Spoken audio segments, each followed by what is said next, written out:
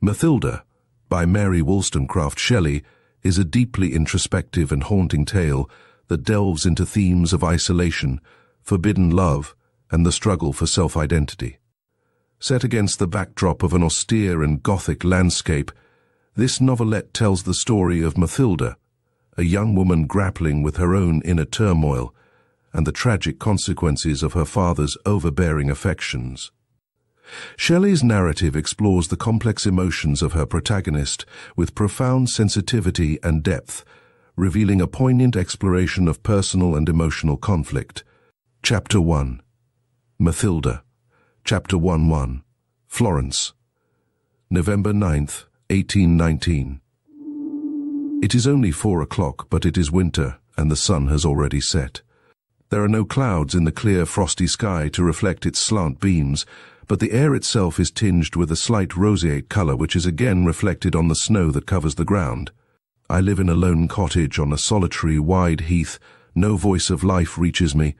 I see the desolate plain covered with white, save a few black patches that the noonday sun has made at the top of those sharp, pointed hillocks from which the snow, sliding as it fell, lay thinner than on the plain ground. A few birds are pecking at the hard ice that covers the pools, for the frost has been of long continuance.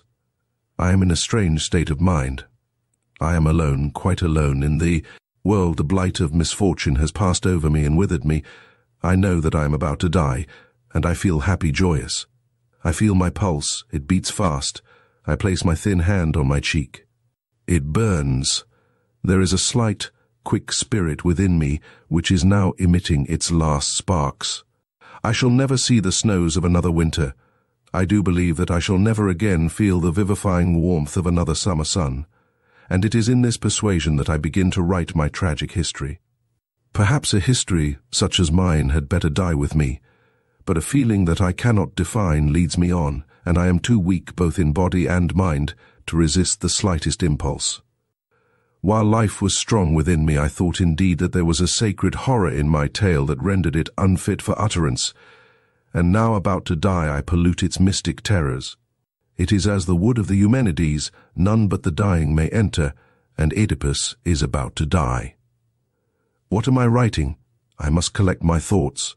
I do not know that any will peruse these pages except you, my friend, who will receive them at my death.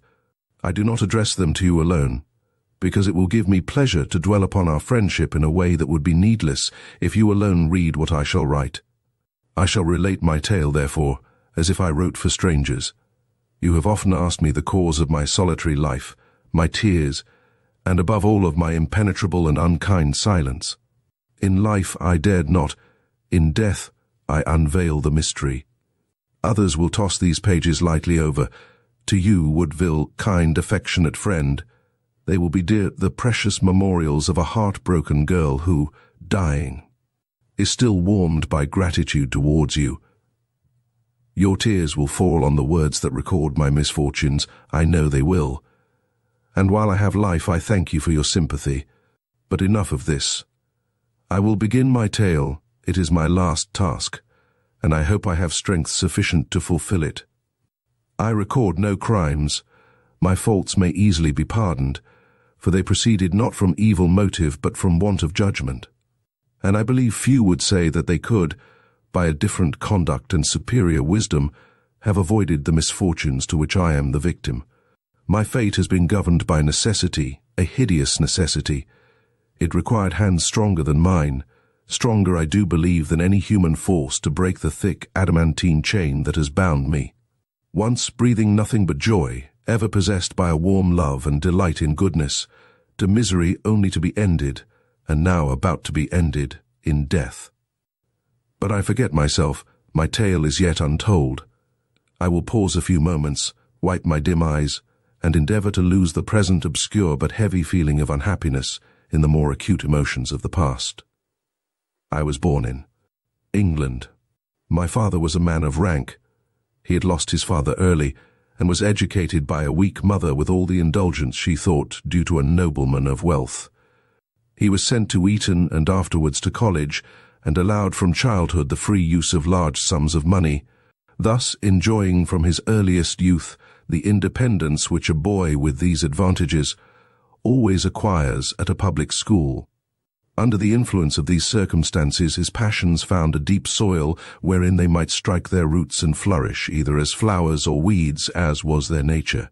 By being always allowed to act for himself, his character became strongly and early marked, and exhibited a various surface on which a quick-sighted observer might see the seeds of virtues and of misfortunes.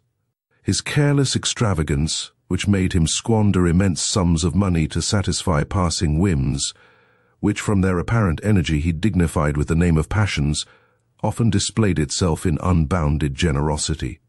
Yet while he earnestly occupied himself about the wants of others, his own desires were gratified to their fullest extent. He gave his money, but none of his own wishes were sacrificed to his gifts. He gave his time, which he did not value, and his affections, which he was happy in any manner to have called into action. I do not say that if his own desires had been put in competition with those of others that he would have displayed undue selfishness, but this trial was never made. He was nurtured in prosperity and attended by all its advantages. Everyone loved him and wished to gratify him. He was ever employed in promoting the pleasures of his companions, but their pleasures were his, and if he bestowed more attention upon the feelings of others than is usual with schoolboys, it was because his social temper could never enjoy itself if every brow was not as free from care as his own. While at school, emulation and his own natural abilities made him hold a conspicuous rank in the forms among his equals. At college he discarded books. He believed that he had other lessons to learn than those which they could teach him. He was now to enter into life, and he was still young enough to consider study as a schoolboy shackle, employed merely to keep the unruly out of mischief, but as having no real connection with life, whose wisdom of riding gaming ANC he considered with far deeper interest, so he quickly entered into all college follies, although his heart was too well moulded to be contaminated by them. It might be light, but it was never cold. He was a sincere and sympathizing friend, but he had met with none who superior or equal to himself could aid him in unfolding his mind, or make him seek for fresh stores of thought by exhausting the old ones. He felt himself superior in quickness of judgment to those around him. His talents, his rank and wealth made him the chief of his party, and in that station he rested not only contented, but glorying, conceiving it to be the only ambition worthy for him to aim at in the world. By a strange narrowness of ideas he viewed all the world in connection only as it was or was not related to his little society. He considered queer and out of fashion all opinions that were exploded by his circle of intimates, and he became at the same time dogmatic and yet fearful of not coinciding with the only sentiments he could consider orthodox. To the generality of spectators, he appeared careless of censure, and with high disdain to throw aside all dependence on public prejudices. But at the same time that he strode with a triumphant stride over the rest of the world, he cowered, with self-disguised lowliness, to his own party. And although its chief never dared express an opinion or a feeling until he was assured that it would meet with the approbation of his companions, yet he had one secret hidden from these dear friends, a secret he had nurtured from his earliest years, and although he loved his fellow collegiates, he would not trust it to the delicacy or sympathy of anyone among them. He loved. He feared that the intensity of his passion might become the subject of their ridicule, and he could not bear that they should blaspheme it by considering that trivial and transitory which he felt was the life of his life. There was a gentleman of small fortune who lived near his family mansion, who had 3 lovely daughters. The eldest was far the most beautiful, but her beauty was only an addition to her other qualities. Her understanding was clear and strong, and her disposition angelically gentle. She and my father had been playmates from infancy. Diana, even in her childhood, had been a favorite with his mother. This partiality increased with the years of this beautiful and lively girl, and thus during his school and college vacations 8. They were perpetually together. Novels and all the various methods by which youth in civilized life are led to a knowledge of the existence of passions before they really feel them. had produced a strong effect on him who was so peculiarly susceptible of every impression. At 11 years of age, Diana was his favorite playmate, but he already talked the language of love. Although she was elder than he by nearly 2 years, the nature of her education made her more childish, at least in the knowledge and expression of feeling. She received his warm protestations with innocence and returned them unknowing of what they meant. She had read no novels and associated only with her younger sisters. What could she know of the difference between love and friendship?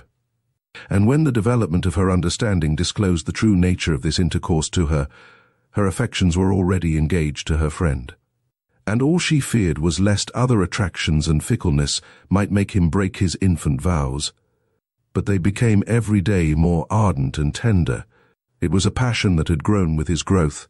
It had become entwined with every faculty and every sentiment, and only to be lost with life. None knew of their love except their own 2 hearts, yet although in all things else, and even in this he dreaded the censure of his companions, for thus truly loving one inferior to him in fortune, nothing was ever able for a moment to shake his purpose of uniting himself to her. As soon as he could muster courage sufficient to meet those difficulties he was determined to surmount. Diana was fully worthy of his deepest affection. There were few who could boast of so pure a heart, and so much real humbleness of soul joined to a firm reliance on her own integrity and a belief in that of others. She had, from her birth, lived a retired life. She had lost her mother when very young, but her father had devoted himself to the care of her education. He had many peculiar ideas which influenced the system he had adopted with regard to her. She was well acquainted with the heroes of Greece and Rome, or with those of England who had lived some 100 years ago. While she was nearly ignorant of the passing events of the day, she had read few authors who had written during at least the last 50 years, but her reading with this exception was very extensive. Thus, although she appeared to be less initiated in the mysteries of life and society than he, her knowledge was of a deeper kind, and laid on firmer foundations. And if even her beauty and sweetness had not fascinated him, her understanding would ever have held his in thrall. He looked up to her as his guide, and such was his adoration that he delighted to augment to his own mind the sense of inferiority with which she sometimes impressed him. When he was 19, his mother died. He left college on this event, and shaking off for a while his old friends, he retired to the neighborhood of his Diana, and received all his consolation from her sweet voice and dearer caresses. This short separation from his companions gave him courage to assert his independence. He had a feeling that however they might express ridicule of his intended marriage, they would not dare display it when it had taken place. Therefore, seeking the consent of his guardian, which with some difficulty he obtained, and of the father of his mistress, which was more easily given, without acquainting anyone else of his intention. By the time he had attained his 20th birthday, he had become the husband of Diana. He loved her with passion, and her tenderness had a charm for him that would not permit him to think of aught but her. He invited some of his college friends to see him, but their frivolity disgusted him. Diana had torn the veil which had before kept him in his boyhood. He was become a man, and he was surprised how he could ever have joined in the cant words and ideas of his fellow collegiates, or how for a moment he had feared the censure of such as these.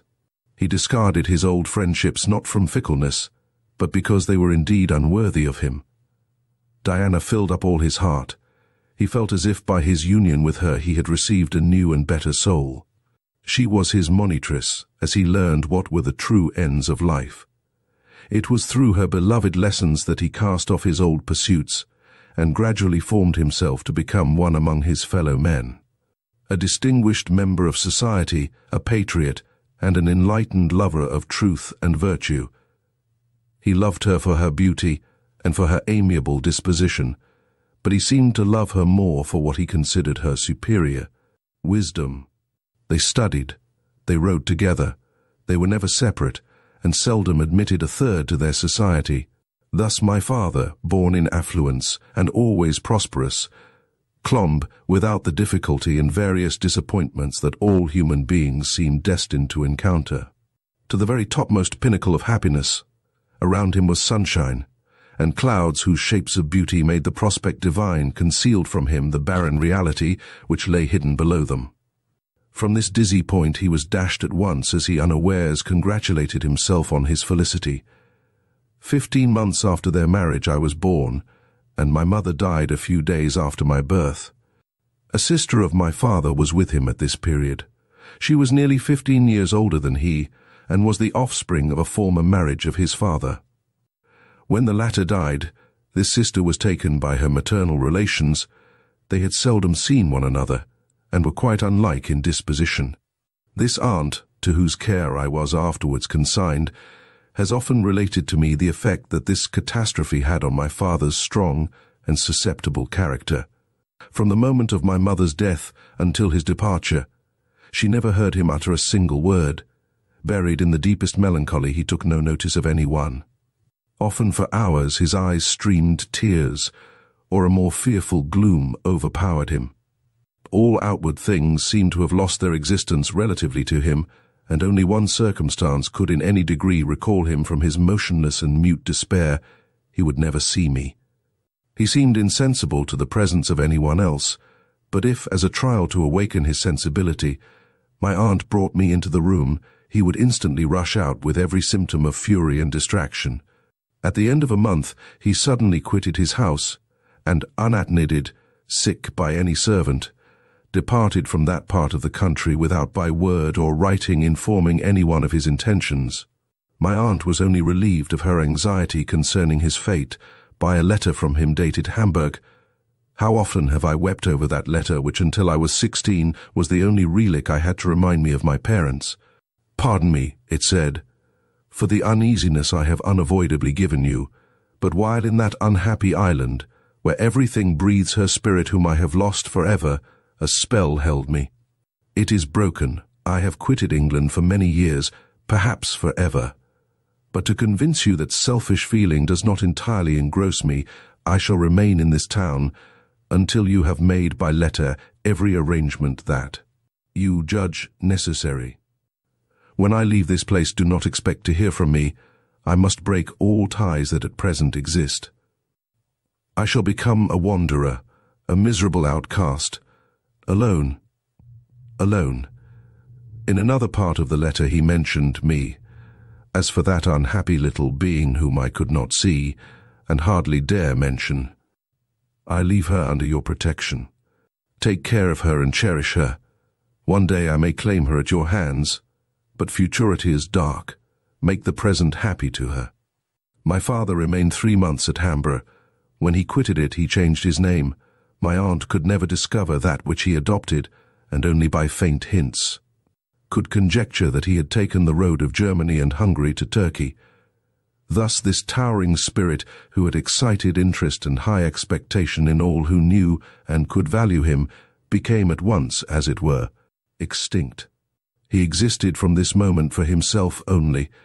His friends remembered him as a brilliant vision which would never again return to them.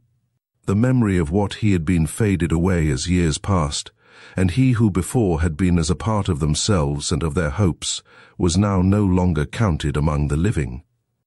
Chapter 1-2. I now come to my own story. During the early part of my life there is little to relate, and I will be brief, but I must be allowed to dwell a little on the years of my childhood, that it may be apparent how when one hope failed all life was to be a blank, and how when the only affection I was permitted to cherish was blasted, my existence was extinguished with it. I have said that my aunt was very unlike my father. I believe that without the slightest tinge of a bad heart she had the coldest that ever filled a human breast. It was totally incapable of any affection. She took me under her protection because she considered it her duty, but she had too long lived alone and undisturbed by the noise and prattle of children to allow that I should disturb her quiet. She had never been married, and for the last 5 years had lived perfectly alone on an estate that had descended to her through her mother on the shores of Loch Lomond in Scotland. My father had expressed a wish in his letters that she should reside with me at his family mansion, which was situated in a beautiful country near Richmond in Yorkshire. She would not consent to this proposition, but as soon as she had arranged the affairs which her brother's departure had caused to fall to her care, she quitted England and took me with her to her Scotch estate. The care of me while a baby, and afterwards until I had reached my 8th year, devolved on a servant of my mother's who had accompanied us in our retirement for that purpose. I was placed in a remote part of the house and only saw my aunt at stated hours. These occurred twice a day. Once about noon she came to my nursery, and once after her dinner I was taken to her. She never caressed me, and seemed all the time I stayed in the room to fear that I should annoy her by some childish freak. My good nurse always schooled me with the greatest care before she ventured into the parlour, and the awe my aunt's cold looks and few constrained words inspired was so great that I seldom disgraced her lessons, or was betrayed from the exemplary stillness which I was taught to observe during these short visits. Under my good nurse's care, I ran wild about our park and the neighbouring fields, the offspring of the deepest love I displayed from my earliest years, the greatest sensibility of disposition. I cannot say with what passion I loved everything, even the inanimate objects that surrounded me. I believe that I bore an individual attachment to every tree in our park. Every animal that inhabited it knew me, and I loved them. Their occasional deaths filled my infant heart with anguish. I cannot number the birds that I have saved during the long and severe winters of that climate, or the hares and rabbits that I have defended from the attacks of our dogs, or have nursed when accidentally wounded. When I was 7 years of age, my nurse left me. I now forget the cause of her departure, if indeed I ever knew it. She returned to England, and the bitter tears she shed at parting were the last I saw flow for love of me for many years. My grief was terrible. I had no friend but her in the whole world. By degrees I became reconciled to solitude, but no one supplied her place in my affections. I lived in a desolate country where there were none to praise and very few to love. It is true that I now saw a little more of my aunt, but she was in every way an unsocial being, and to a timid child she was as a plant beneath a thick covering of ice. I should cut my hands in endeavouring to get at it. So I was entirely thrown upon my own resources. The neighbouring minister was engaged to give me lessons in reading, writing, and French, but he was without family, and his manners even to me were always perfectly characteristic of the profession in the exercise of whose functions he chiefly shone, that of a schoolmaster. I sometimes strove to form friendships with the most attractive of the girls who inhabited the neighbouring village, but I believe I should never have succeeded, even had not my aunt interposed her authority to prevent all intercourse between me and the peasantry, for she was fearful lest I should acquire the Scotch accent and dialect. A little of it I had, although great pains was taken that my tongue should not disgrace my English origin. As I grew older, my liberty increased with my desires, and my wanderings extended from our park to the neighbouring country. Our house was situated on the shores of the lake, and the lawn came down to the water's edge. I rambled amidst the wild scenery of this lovely country, and became a complete mountaineer. I passed hours on the steep brow of a mountain that overhung a waterfall, or rowed myself in a little skiff to some one of the islands. I wandered forever about these lovely solitudes, gathering flower after flower onde era pinta tutta la mia viab, singing as I might the wild melodies of the country, or occupied by pleasant daydreams. My greatest pleasure was the enjoyment of a serene sky amidst these verdant woods. Yet I loved all the changes of nature, and rain and storm, and the beautiful clouds of heaven brought their delights with them. When rocked by the waves of the lake, my spirits rose in triumph, as a horseman feels with pride the motions of his high-fed steed. But my pleasures arose from the contemplation of nature alone. I had no companion. My warm affections, finding no return from any other human heart, were forced to run waste on inanimate objects. Sometimes indeed I wept, when my aunt received my caresses with repulsive coldness, and when I looked round and found none to love, but I quickly dried my tears. As I grew older, books in some degree supplied the place of human intercourse. The library of my aunt was very small. Shakespeare, Milton, Pope and Cowper were the strangely sick assorted poets of her collection, and among the prose authors a translation of Livy and Rollin's Ancient History were my chief favourites, although as I emerged from childhood I, found others highly interesting which I had before neglected as dull. When I was 12 years old, it occurred to my aunt that I ought to learn music. She herself played upon the harp. It was with great hesitation that she persuaded herself to undertake my instruction, yet believing this accomplishment a necessary part of my education, and balancing the evils of this measure, or of having someone in the house to instruct me, she submitted to the inconvenience. A harp was sent for that my playing might not interfere with hers, and I began. She found me a docile, and when I had conquered the first rudiments, a very apt scholar. I had acquired in my harp a companion in rainy days, a sweet soother of my feelings when any untoward accident ruffled them. I often addressed it as my only friend. I could pour forth to it my hopes and loves, and I fancied that its sweet accents answered me. I have now mentioned all my studies. I was a solitary being, and from my infant years, ever since my dear nurse left me, I had been a dreamer. I brought Rosalind and Miranda and the Lady of Comus to life to be my companions, or on my isle, acted over their parts, imagining myself to be in their situations.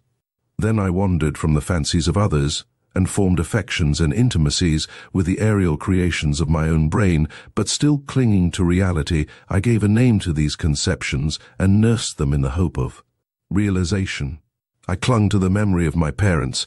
My mother I should never see, she was dead, but the idea of my unhappy, wandering father was the idol of my imagination.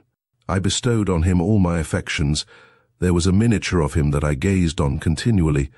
I copied his last letter and read it again and again. Sometimes it made me weep, and at other times I repeated with transport those words, "One day I may claim her at your hands." I was to be his consoler, his companion in after years.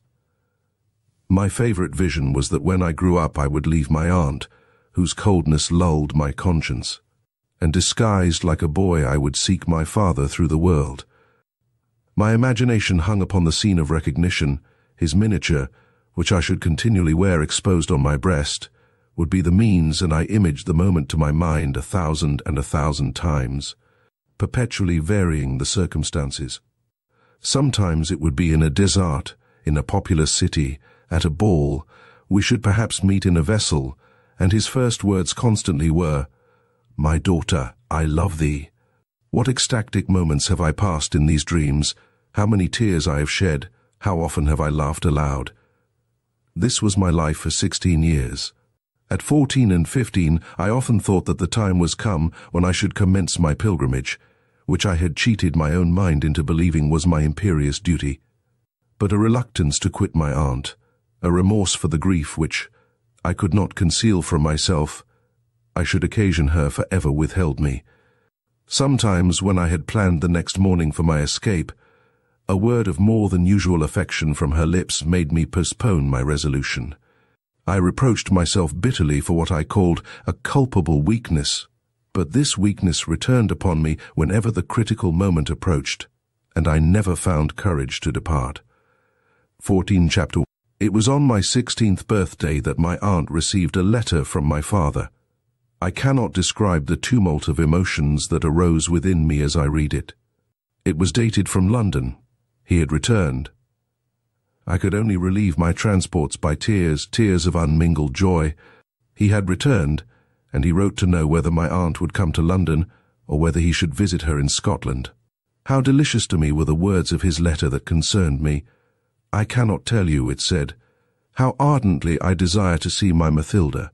I look on her as the creature who will form the happiness of my future life. She is all that exists on earth that interests me. I can hardly prevent myself from hastening immediately to you, but I am necessarily detained a week, and I write, because if you come here, I may see you somewhat sooner."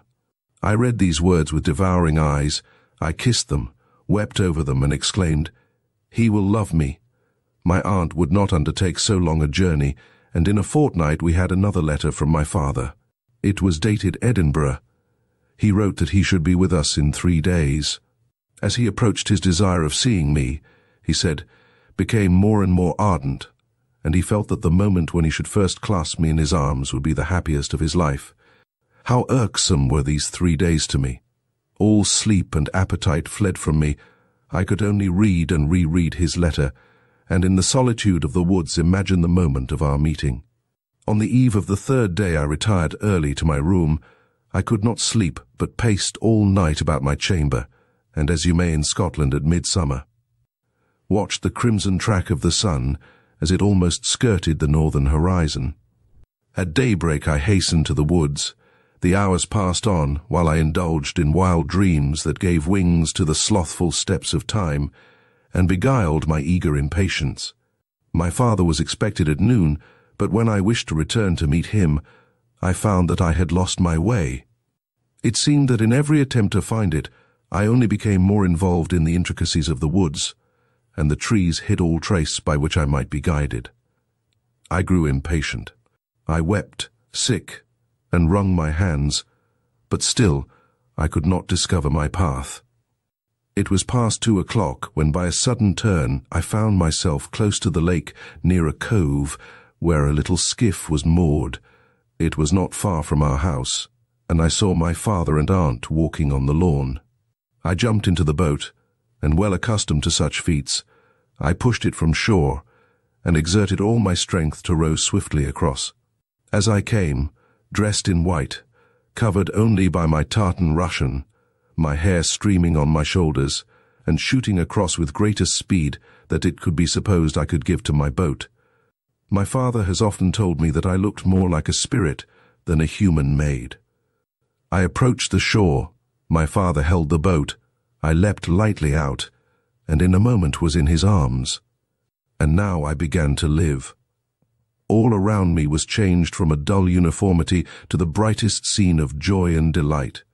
The happiness I enjoyed in the company of my father far exceeded my sanguine expectations. We were forever together, and the subjects of our conversations were inexhaustible. He had passed the 16 years of absence among nations nearly unknown to Europe. He had wandered through Persia, Arabia, and the north of India, and had penetrated among the habitations of the natives with a freedom permitted to few Europeans. His relations of their manners, his anecdotes and descriptions of scenery whiled away delicious hours when we were tired of talking of our own plans of future life. The voice of affection was so new to me that I hung with delight upon his words when he told me what he had felt concerning me during these long years of apparent forgetfulness.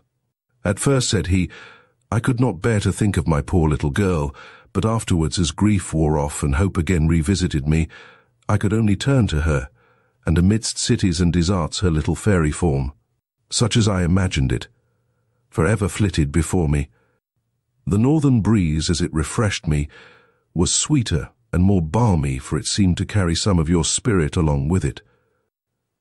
I often thought that I would instantly return and take you along with me to some fertile island where we should live at peace forever. As I returned, my fervent hopes were dashed by so many fears, my impatience became in the highest degree painful.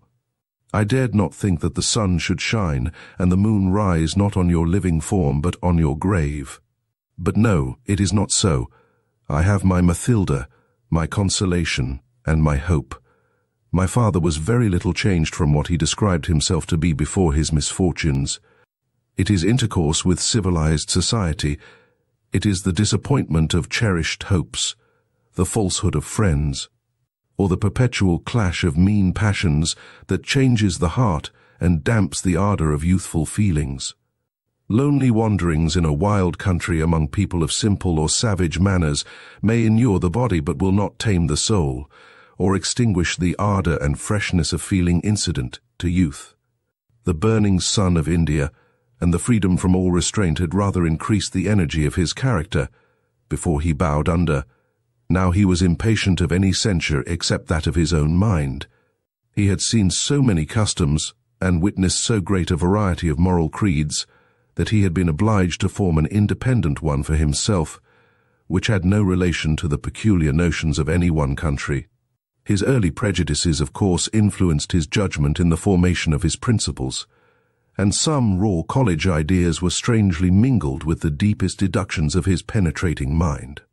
The vacuity his heart endured of any deep interest in life during his long absence from his native country had had a singular effect upon his ideas.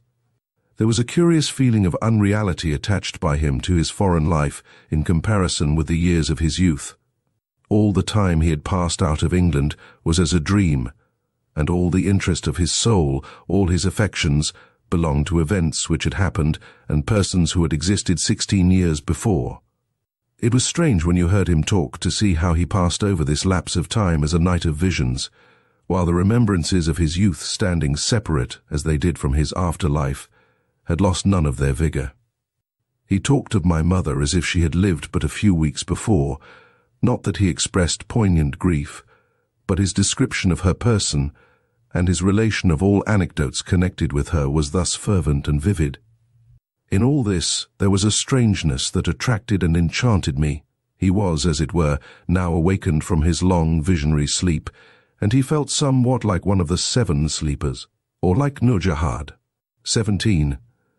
In that sweet imitation of an Eastern tale, Diana was gone, his friends were changed or dead, and now on his awakening I was all that he had to love on earth. How dear to me were the waters, and mountains, and woods of Loch Lomond, now that I had so beloved a companion for my rambles.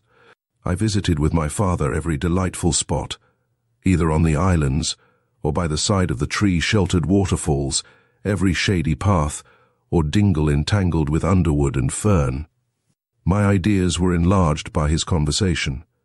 I felt as if I were recreated and had about me all the freshness and life of a new being. I was, as it were, transported since his arrival from a narrow spot of earth into a universe boundless to the imagination and the understanding. My life had been before as a pleasing country rill, never destined to leave its native fields, but when its task was fulfilled quietly to be absorbed and leave no trace. Now it seemed to me to be as a various river flowing through a fertile and lovely landscape, ever changing and ever beautiful. Alas! I knew not the desert it was about to reach, the rocks that would tear its waters, and the hideous scene that would be reflected in a more distorted manner in its waves. Life was then brilliant. I began to learn to hope, and what brings a more bitter despair to the heart than hope destroyed? Is it not strange, 18, that grief should quickly follow so divine a happiness? I drank of an enchanted cup, but gall was at the bottom of its long-drawn sweetness. My heart was full of deep affection, but it was calm from its very depth and fullness. I had no idea that misery could arise from love. And this lesson that all at last must learn was taught me in a manner few are obliged to receive it. I lament now, I must ever lament, those few short months of paradisaical bliss. I disobeyed no command, I ate no apple, and yet I was ruthlessly driven from it. Alas, my companion did, and I was precipitated in his fall. But I wander from my relation. Let woe come at its appointed time. I may at this stage of my story still talk of happiness. 3 months passed away in this delightful intercourse, when my aunt fell ill. I passed a whole month in her chamber nursing her, but her disease was mortal and she died, leaving me for some time inconsolable. Death is so dreadful to the living. The chains of habit are so strong, even when affection does not link them, that the heart must be agonized when they break. But my father was beside me to console me and to drive away bitter memories by bright hopes. Methought that it was sweet to grieve that he might dry my tears. Then again he distracted my thoughts from my sorrow by comparing it with his despair when he lost my mother. Even at that time I shuddered at the picture he drew of his passions. He had the imagination of a poet. And when he described the whirlwind that then tore his feelings, he gave his words the impress of life so vividly that I believed while I trembled. I wondered how he could ever again have entered into the offices of life, after his wild thoughts seemed to have given him affinity with the unearthly. While he spoke, so tremendous were the ideas which he conveyed, that it appeared as if the human heart were far too bounded for their conception. His feelings seemed better fitted for a spirit whose habitation is the earthquake and the volcano, than for one confined to a mortal body and human lineaments. But these were merely memories. He was changed since then. He was now all love, all softness, and when I raised my eyes in wonder at him as he spoke, the smile on his lips told me that his heart was possessed by the gentlest passions. 2 months after my aunt's death, we removed to London, where I was led by my father to attend to deeper studies than had before occupied me. My improvement was his delight. He was with me during all my studies and assisted or joined with me in every lesson. We saw a great deal of society, and no day passed that my father did not endeavour to embellish by some new enjoyment. The tender attachment that he bore me, and the love and veneration with which I returned it, cast a charm over every moment. The hours were slow, for each minute was employed. We lived more in 1 week than many do in the course of several months, and the variety and novelty of our pleasures gave zest to each. We perpetually made excursions together, and whether it were to visit beautiful scenery, or to see fine pictures, or sometimes for no object but to seek amusement as it might chance to arise, I was always happy when near my father. It was a subject of regret to me whenever we were joined by a third person, yet if I turned with a disturbed look towards my father, his eyes fixed on me and beaming with tenderness instantly restored joy to my heart. Oh, hours of intense delight! Short as ye are made as long to me as a whole life, when looked back upon through the mist of grief that rose immediately after, as if to shut ye from my view. Alas! You were the last of happiness that I ever enjoyed. A very few weeks, and all was destroyed. Like Psyche 21, I lived for a while in an enchanted palace, amidst odours and music and every luxurious delight, when suddenly I was left on a barren rock. A wide ocean of despair rolled around me, above all was black, and my eyes closed while I still inhabited a universal death. Still I would not hurry on. I would pause forever on the recollections of these happy weeks. I would repeat every word, and how many do I remember, record every enchantment of the fairy habitation. But no, my tale must not pause. It must be as rapid as was my fate. I can only describe in short, although strong expressions, my precipitate and irremediable change from happiness to despair. 22, Chapter 1:4. Among our most assiduous visitors was a young man of rank, well-informed, and agreeable in his person. After we had spent a few weeks in London, his attentions towards me became marked, and his visits more frequent. I was too much taken up by my own occupations and feelings to attend much to this, and then indeed I hardly noticed more than the bare surface of events as they passed around me. But I now remember that my father was restless and uneasy whenever this person visited us, and when we talked together watched us with the greatest apparent anxiety, although he himself maintained a profound silence. At length these obnoxious visits suddenly ceased altogether, but from that moment I must date the change of my father, a change that to remember makes me shudder, and then filled me with the deepest grief. There were no degrees which could break my fall from happiness to misery. It was as the stroke of lightning, sudden and entire. Alas! I now met frowns where before I had been welcomed only with smiles. He, my beloved father, shunned me, and either treated me with harshness or a more heart-breaking coldness. We took no more sweet counsel together, and when I tried to win him again to me, his anger and the terrible emotions that he exhibited drove me to silence and tears. And this was sudden. The day before we had passed alone together in the country, I remember we had talked of future travels that we should undertake together. There was an eager delight in our tones and gestures that could only spring from deep and mutual love joined to the most unrestrained confidence. And now the next day, the next hour, I saw his brows contracted, his eyes fixed in sullen fierceness on the ground, and his voice so gentle and so dear made me shiver when he addressed me. Often, when my wandering fancy brought by its various images now consolation and now aggravation of grief to my heart. 24. I have compared myself to Proserpine, who was gaily and heedlessly gathering flowers on the sweet plain of Enna, when the king of hell snatched her away to the abodes of death and misery. Alas! I, who so lately knew of naught but the joy of life, who had slept only to dream sweet dreams and awoke to incomparable happiness, I now passed my days and nights in tears. I who sought and had found joy in the love-breathing countenance of my father, Now when I dared fix on him a supplicating look, it was ever answered by an angry frown.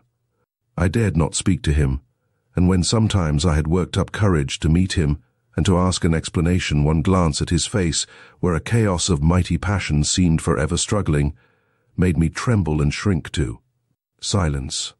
I was dashed down from heaven to earth as a silly sparrow when pounced on by a hawk. My eyes swam and my head was bewildered by the sudden apparition of grief. Day after day 25 passed marked only by my complaints and my tears.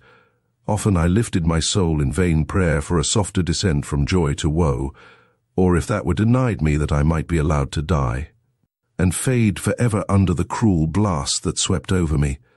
For what should I do here, like a decaying flower, still withering under his bitter words, whose kindly heat should give my poor heart life?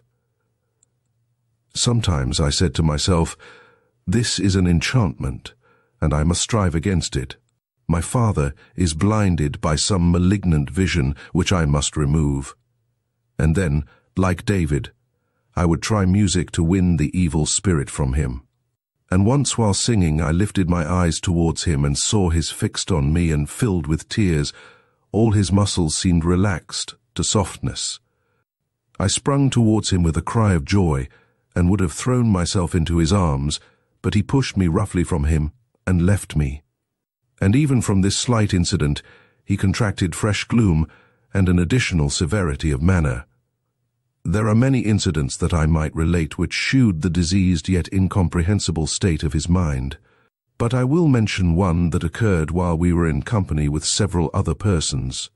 On this occasion I chanced to say that I thought Mira the best of Alfieri's tragedies. As I said this, I chanced to cast my eyes on my father and met his.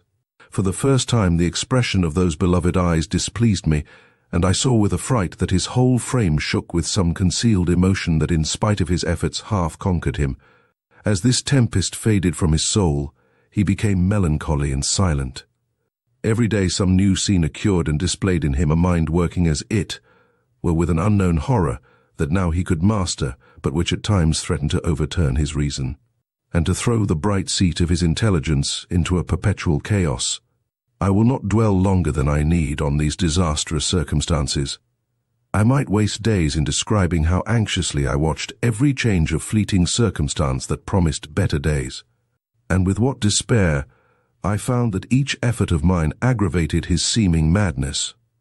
To tell all my grief, I might as well attempt to count the tears that have fallen from these eyes, or every sign that has torn my heart. I will be brief, for there is in all this a horror that will not bear many words, and I sink almost a second time to death while I recall these sad scenes to my memory. Oh, my beloved father!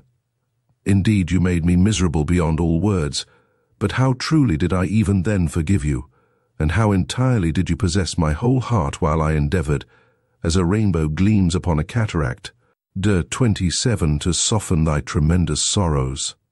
Thus did this change come about. I seem perhaps to have dashed too suddenly into the description, but thus suddenly did it happen. In one sentence I have passed from the idea of unspeakable happiness to that of unspeakable grief, but they were thus closely linked together. We had remained 5 months in London, 3 of joy and 2 of sorrow. My father and I were now seldom alone, or if we were, he generally kept silence with his eyes fixed on the ground, the dark full orbs in which before I, delighted to read all sweet and gentle feeling, shadowed from my sight by their lids and the long lashes that fringed them. When we were in company, he affected gaiety, but I wept to hear his hollow laugh begun by an empty smile, and often ending in a bitter sneer, such as never before this fatal period had wrinkled his lips. When others were there, he often spoke to me, and his eyes perpetually followed my slightest motion. His accents whenever he addressed me were cold and constrained, although his voice would tremble when he perceived that my full heart choked the answer to words proffered with a mien yet new to me. But days of peaceful melancholy were of rare occurrence. They were often broken in upon by gusts of passion that drove me as a weak boat on a stormy sea to seek a cove for shelter. But the winds blew from my native harbour, and I was cast far, far out, until shattered I perished when the tempest had passed and the sea was apparently calm. I do not know that I can describe his emotions. Sometimes he only betrayed them by a word or gesture, and then retired to his chamber, and I crept as near it as I dared and listened with fear to every sound. Yet still more dreading a sudden silence, dreading, I knew not what, but ever full of fear. It was after one tremendous day when his eyes had glared on me like lightning, and his voice sharp and broken seemed unable to express the extent of his emotion, that in the evening when I was alone, he joined me with a calm countenance, and not noticing my tears, which I quickly dried when he approached, told me that in 3 days that sick, he intended to remove with me to his estate in Yorkshire, and bidding me prepare, left me hastily, as if afraid of being questioned. This determination on his part indeed surprised me. This estate was that which he had inhabited in childhood, and near which my mother resided while a girl. This was the scene of their youthful loves, and where they had lived after their marriage. In happier days my father had often told me that however he might appear weaned from his widow's sorrow, and free from bitter recollections elsewhere, yet he would never dare visit the spot where he had enjoyed her society, or trust himself to see the rooms that so many years ago they had inhabited together, her favourite walks and the gardens, the flowers of which she had delighted to cultivate. And now, while he suffered intense misery, he determined to plunge into still more intense, and strove for greater emotion than that which already tore him. I was perplexed, and most anxious to know what this portended. What could it portend but ruin? I saw little of my father during this interval, but he appeared calmer, although not less unhappy than before. On the morning of the 3rd day, he informed me that he had determined to go to Yorkshire first alone, and that I should follow him in a fortnight unless I heard anything from him in the meantime that should contradict this command.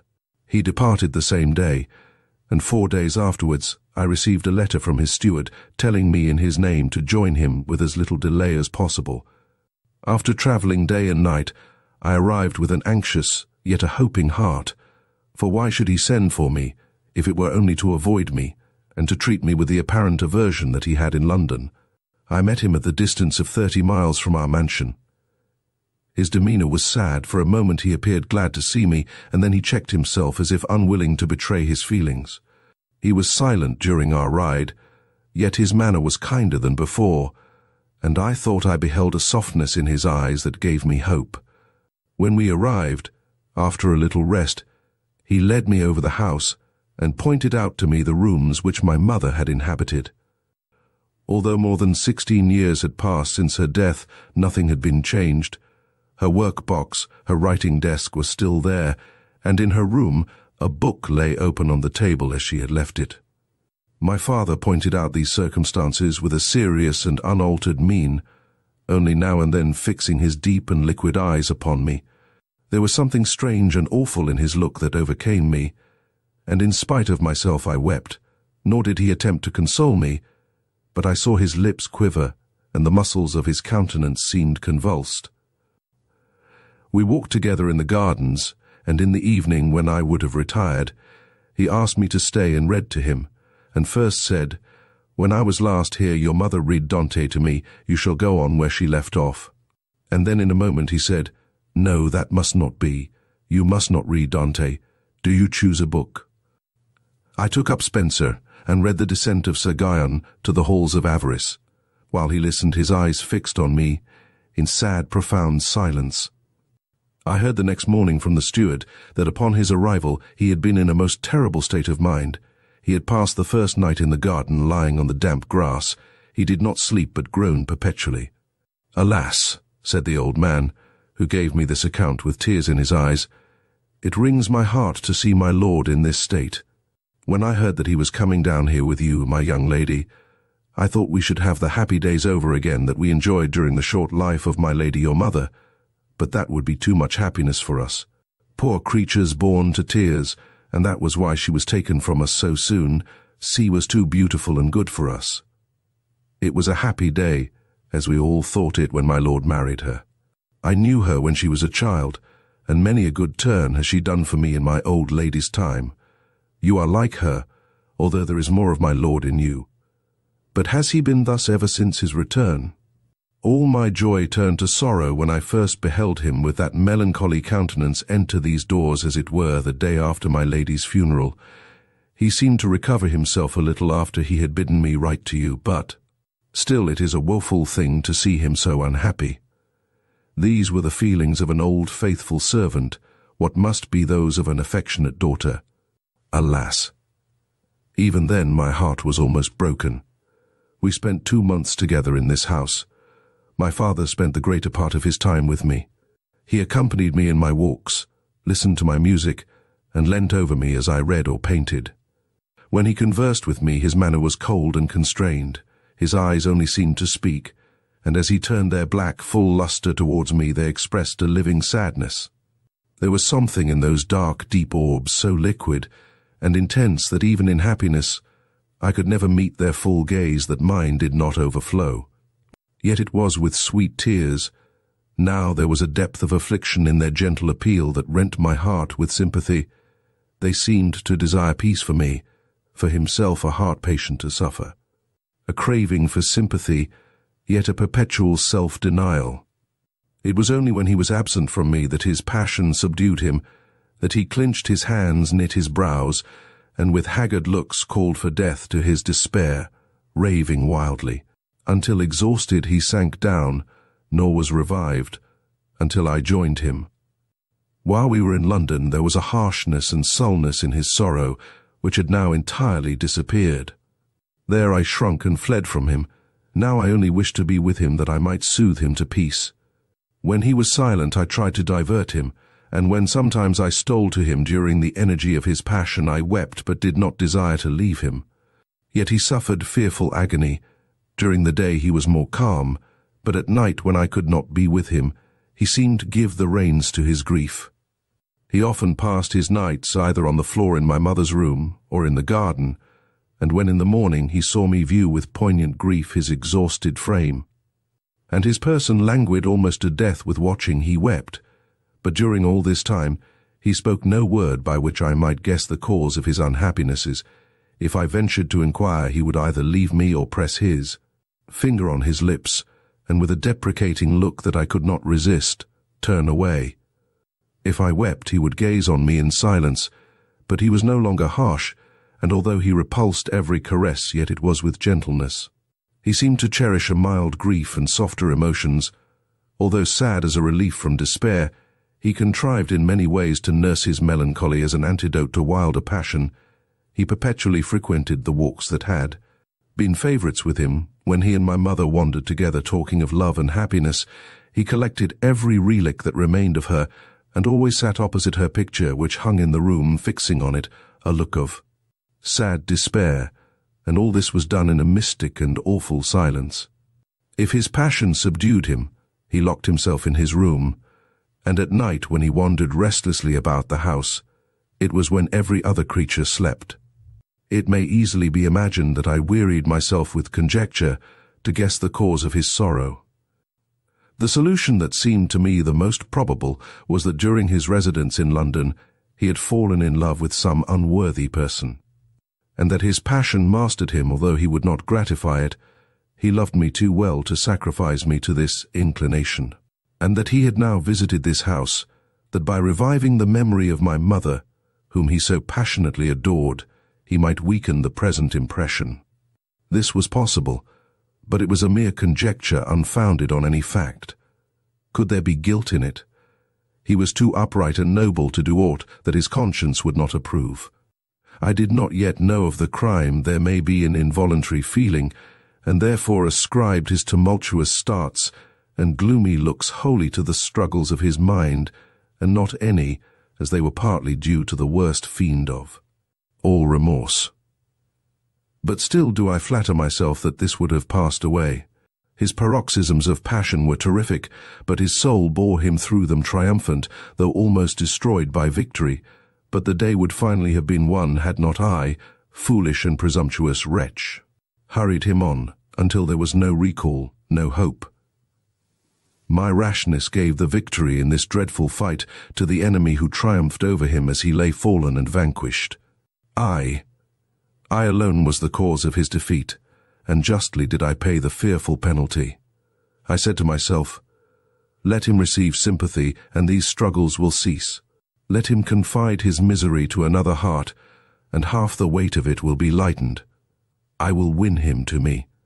He shall not deny his grief to me, and when I know his secret, then will I pour a balm into his soul, and again I shall enjoy the ravishing delight of beholding his smile, and of again seeing his eyes beam, if not with pleasure, at least with gentle love and thankfulness.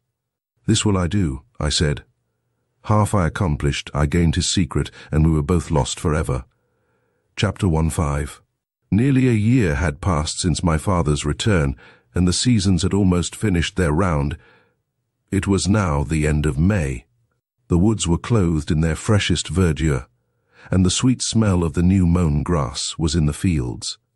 I thought that the balmy air and the lovely face of nature might aid me in inspiring him with mild sensations, and give him gentle feelings of peace and love preparatory to the confidence I determined to win from him. I chose therefore the evening of one of these days for my attempt. I invited him to walk with me, and led him to a neighboring wood of beech trees, whose light shade shielded us from the slant and dazzling beams of the descending sun. After walking for some time in silence, I seated myself. With him on a mossy hillock, it is strange, but even now I seem to see the spot. The slim and smooth trunks were many of them wound round by ivy, whose shining leaves of the darkest green contrasted with the white bark and the light leaves of the young sprouts of beech that grew from their parent trunks. The short grass was mingled with moss, and was partly covered by the dead leaves of the last autumn, that driven by the winds had here and there collected in little hillocks. There were a few moss-grown stumps about. The leaves were gently moved by the breeze, and through their green canopy you could see the bright blue sky, as evening came on the distant trunks were, reddened by the sun, and the wind died entirely away, while a few birds flew past us to their evening rest. Well, it was here we sat together, and when you hear all that passed, all that of terrible tore our souls even in this placid spot, which but for strange passions might have been a paradise to us, you will not wonder that I remember it as I looked on it, that its calm might give me calm, and inspire me not only with courage but with persuasive words. I saw all these things, and in a vacant manner noted them in my mind 31, while I endeavored to arrange my thoughts in fitting order for my attempt. My heart beat fast as I worked myself up to speak to him, for I was determined not to be repulsed, but I trembled to imagine what effect my words might have on him. At length, with much hesitation, I began. Your kindness to me, my dearest father, and the excessive affection that you had for me when you first returned, will I hope excuse me in your eyes that I dare speak to you, although with the tender affection of a daughter, yet also with the freedom of a friend and equal. But pardon me, I entreat you, and listen to me. Do not turn away from me. Do not be impatient. You may easily intimidate me into silence, but my heart is bursting, nor can I willingly consent to endure, for one moment longer, the agony of uncertitude, which for the last 4 months has been my portion. Listen to me, dearest friend, and permit me to gain your confidence. Are the happy days of mutual love which have passed to be to me as a dream never to return? Alas! You have a secret grief that destroys us both, but you must permit me to win this secret from you. Tell me, can I do nothing? You well know that on the whole earth there is no sacrifice that I would not make, no labor that I would not undergo with the mere hope that I might bring you ease. But if no endeavor on my part can contribute to your happiness, let me at least know your sorrow, and surely my earnest love and deep sympathy must soothe your despair. I fear that I speak in a constrained manner. My heart is overflowing with the ardent desire I have of bringing calm once more to your thoughts and looks. But I fear to aggravate your grief, or to raise that in you which is death to me, anger and distaste. Do not then continue to fix your eyes on the earth. Raise them on me, for I can read your soul in them. Speak to me, and pardon my presumption. Alas, I am a most unhappy creature. I was breathless with emotion, and I paused, fixing my earnest eyes on my father, after I had dashed away the intrusive tears that dimmed them. He did not raise his, but after a short silence he replied to me in a low voice, "You are indeed presumptuous, Mathilda, presumptuous and very rash. In the heart of one like me there are secret thoughts working, and secret tortures which you ought not to seek to discover. I cannot tell you how it adds to my grief to know that I am the cause of uneasiness to you, but this will pass away, and I hope that soon we shall be as we were a few months ago. Restrain your impatience, or you may mar what you attempt to alleviate. Do not again speak to me in this strain, but wait in submissive patience the event of what is passing around you." "Oh, yes," I passionately replied. "I will be very patient. I will not be rash or presumptuous. I will see the agonies and tears and despair of my father, my only friend, my hope, my shelter. I will see it all with folded arms and downcast eyes. You do not treat me with candor. It is not true what you say. This will not soon pass away. It will last forever if you deign not to speak to me, to admit my consolations. Dearest, dearest father, pity me and pardon me. I entreat you, do not drive me to despair. Indeed, I must not be repulsed. There is one thing that which sick, although it may torture me to know, yet that you must tell me. I demand, and most solemnly, I demand, if in any way I am the cause of your unhappiness. Do you not see my tears, which I in vain strive against you? Hear unmoved my voice broken by sobs, feel how my hand trembles. My whole heart is in the words I speak, and you must not endeavor to silence me by mere words barren of meaning. The agony of my doubt hurries me on, and you must reply. I beseech you, by your former love for me now lost, I adjure you to answer that one question. Am I the cause of your grief?" He raised his eyes from the ground, but still turning them away from me, said, "Besought by that plea, I will answer your rash question. Yes, you are the sole, the agonizing cause of all I suffer, of all I must suffer until I die. Now beware. Be silent. Do not urge me to your destruction. I am struck by the storm, rooted up, laid waste. But you can stand against it. You are young and your passions are at peace. One word I might speak, and then you would be implicated in my destruction. Yet that word is hovering on my lips. Oh, there is a fearful chasm, but I adjure you to beware." "Ah, dearest friend," I cried, "do not fear. Speak that word. It will bring peace, not death. If there is a chasm, our mutual love will give us wings to pass it, and we shall find flowers and verdure and delight on the other side." I threw myself at his feet and took his hand. "Yes, speak, and we shall be happy. There will no longer be doubt, no dreadful uncertainty. Trust me. My affection will soothe your sorrow. Speak that word and all danger will be past, and we shall love each other as before and forever." He snatched his hand from me and rose in violent disorder. "What do you mean? You know not what you mean. Why do you bring me out and torture me and tempt me and kill me? Much happier would it be for you and for me if in your frantic curiosity you tore my heart from my breast and tried to read its secrets in it as its life's. Blood was dropping from it. Thus you may console me by reducing me to nothing but your words I cannot bear. Soon they will make me mad, quite mad, and then I shall utter strange words, and you will believe them, and we shall be both lost forever. I tell you I am on the very verge of insanity. Why, cruel girl, do you drive me on? You will repent, and I shall die." When I repeat his words, I wonder at my pertinacious folly. I hardly know what feelings resistlessly impelled me. I believe it was that, coming out with a determination not to be repulsed, I went right forward to my object without well weighing his replies. I was led by passion and drew him with frantic heedlessness into the abyss that he so fearfully avoided. I replied to his terrific words. "You fill me with affright, it is true, dearest father, but you only confirm my resolution to put an end to this state of doubt. I will not be put off thus. Do you think that I can live thus fearfully from day to day, the sword in my bosom, yet kept from its mortal wound by a hair? A word! I demand that dreadful word. Though it be as a flash of lightning to destroy me, speak it. Alas, alas, What am I become?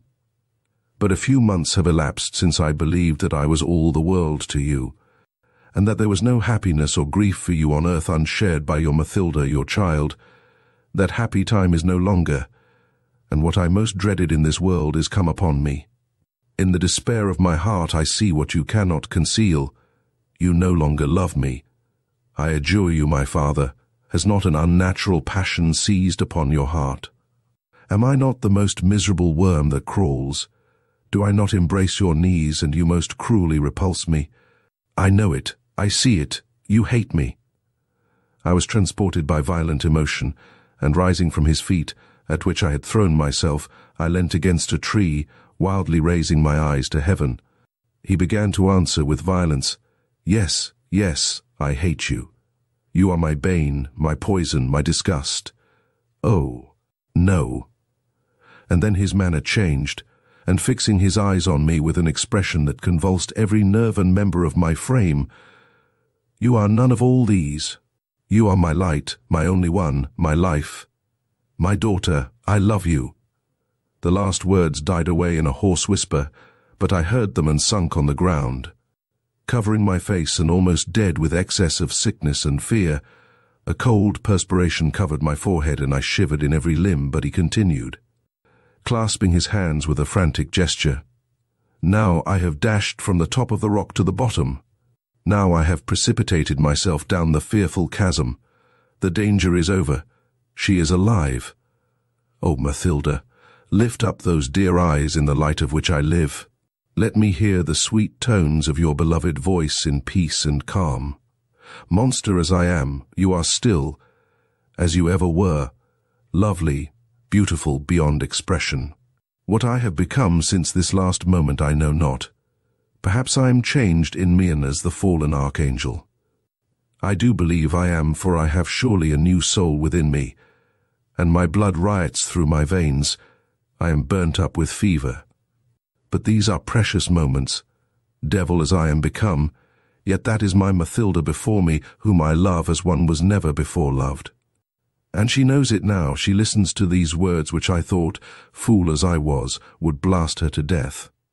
Come, come, the worst is past. No more grief, tears or despair.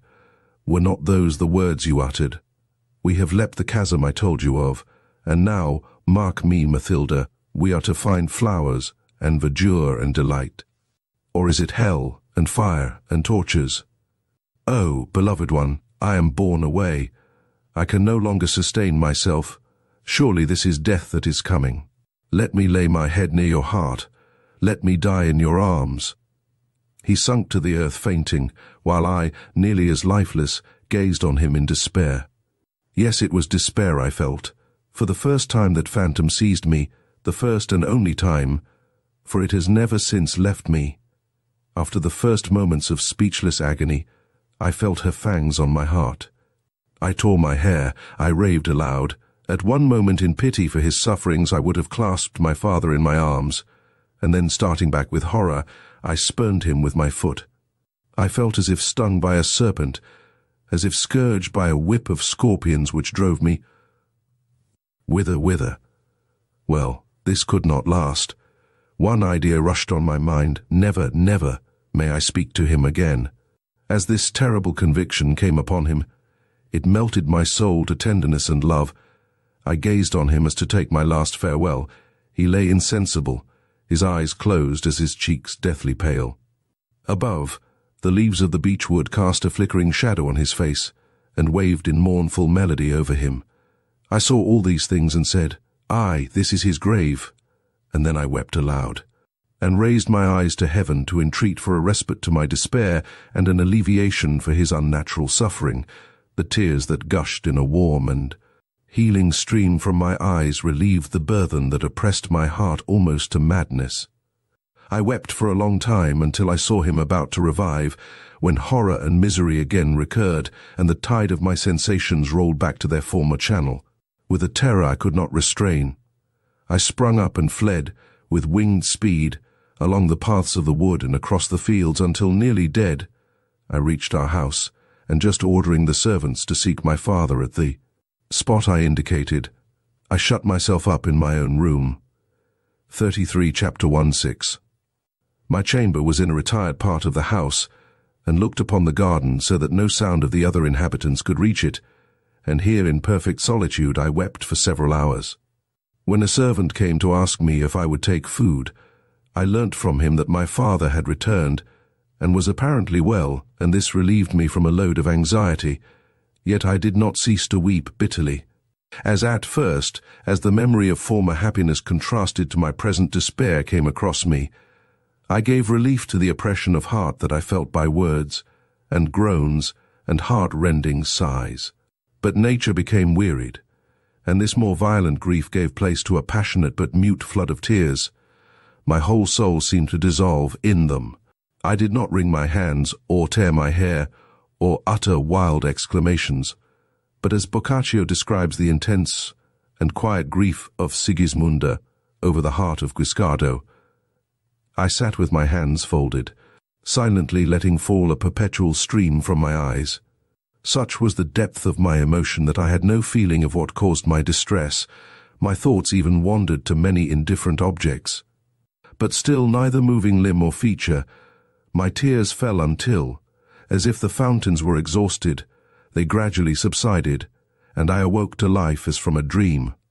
When I had ceased to weep, reason and memory returned upon me, and I began to reflect with greater calmness on what had happened, and how it became me to act. A few hours only had passed, but a mighty revolution had taken place with regard to me. The natural work of years had been transacted since the morning. My father was as dead to me, and I felt for a moment as if he with white hairs were laid in his coffin, and I, youth vanished in approaching age, were weeping at his timely dissolution. But it was not so. I was yet young, oh, far too young, nor was he dead to others, but I, most miserable, must never see or speak to him again. I must fly from him with more earnestness than from my greatest enemy. In solitude or in cities I must never more behold him. That consideration made me breathless with anguish, and impressing itself on my imagination, I was unable for a time to follow up any train of ideas. Ever after this I thought, I would live in the most dreary seclusion. I would retire to the continent and become a nun, not for religion's sake, for I was not a Catholic, but that I might be forever shut out from the world. I should there find solitude where I might weep, and the voices of life might never reach me. But my father, my beloved and most wretched father, would he die? Would he never overcome the fierce passion that now held pitiless dominion over him? Might he not many, many years hence, when age had quenched the burning sensations that he now experienced, might he not then be again a father to me? This reflection unwrinkled my brow, and I could feel, and I wept to feel it, a half-melancholy smile draw from my lips their expression of suffering. I dared indulge better hopes for my future life. Years must pass, but they would speed lightly away, winged by hope, or if they passed heavily, still they would pass, and I had not lost my father forever. Let him spend another 16 years of desolate wandering. Let him once more utter his wild complaints to the vast woods and the tremendous cataracts of another clime. Let him again undergo fearful danger and soul-quelling hardships. Let the hot sun of the south again burn his passion-worn cheeks, and the cold night rains fall on him and chill his blood. To this life, miserable father, I devote thee, go be. Thy days passed with savages, and thy nights under the cope of heaven. Be thy limbs worn and thy heart chilled, and all youth be dead within thee. Let thy hairs be as snow, thy walk trembling, and thy voice have lost its mellow tones. Let the liquid lustre of thine eyes be quenched, and then return to me. Return to thy Mathilda, thy child, who may then be clasped in thy loved arms, while thy heart beats with sinless emotion. Go, devoted one, and return thus. This is my curse, a daughter's curse. Go, and return pure to thy child, who will never love aught but thee. These were my thoughts, and with trembling hands I prepared to begin a letter to my unhappy parent. I had now spent many hours in tears and mournful meditation. It was past 12 o'clock.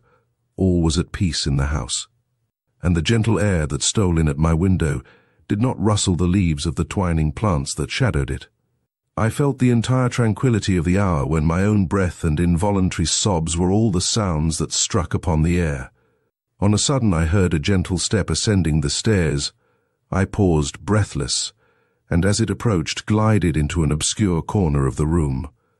The steps paused at my door, but after a few moments they again receded, descended the stairs, and I heard no more. This slight incident gave rise in me to the most painful reflections, nor do I now dare express the emotions I felt. That he should be restless I understood, that he should wander as an unlaid ghost and find no quiet from the burning hell that consumed his heart.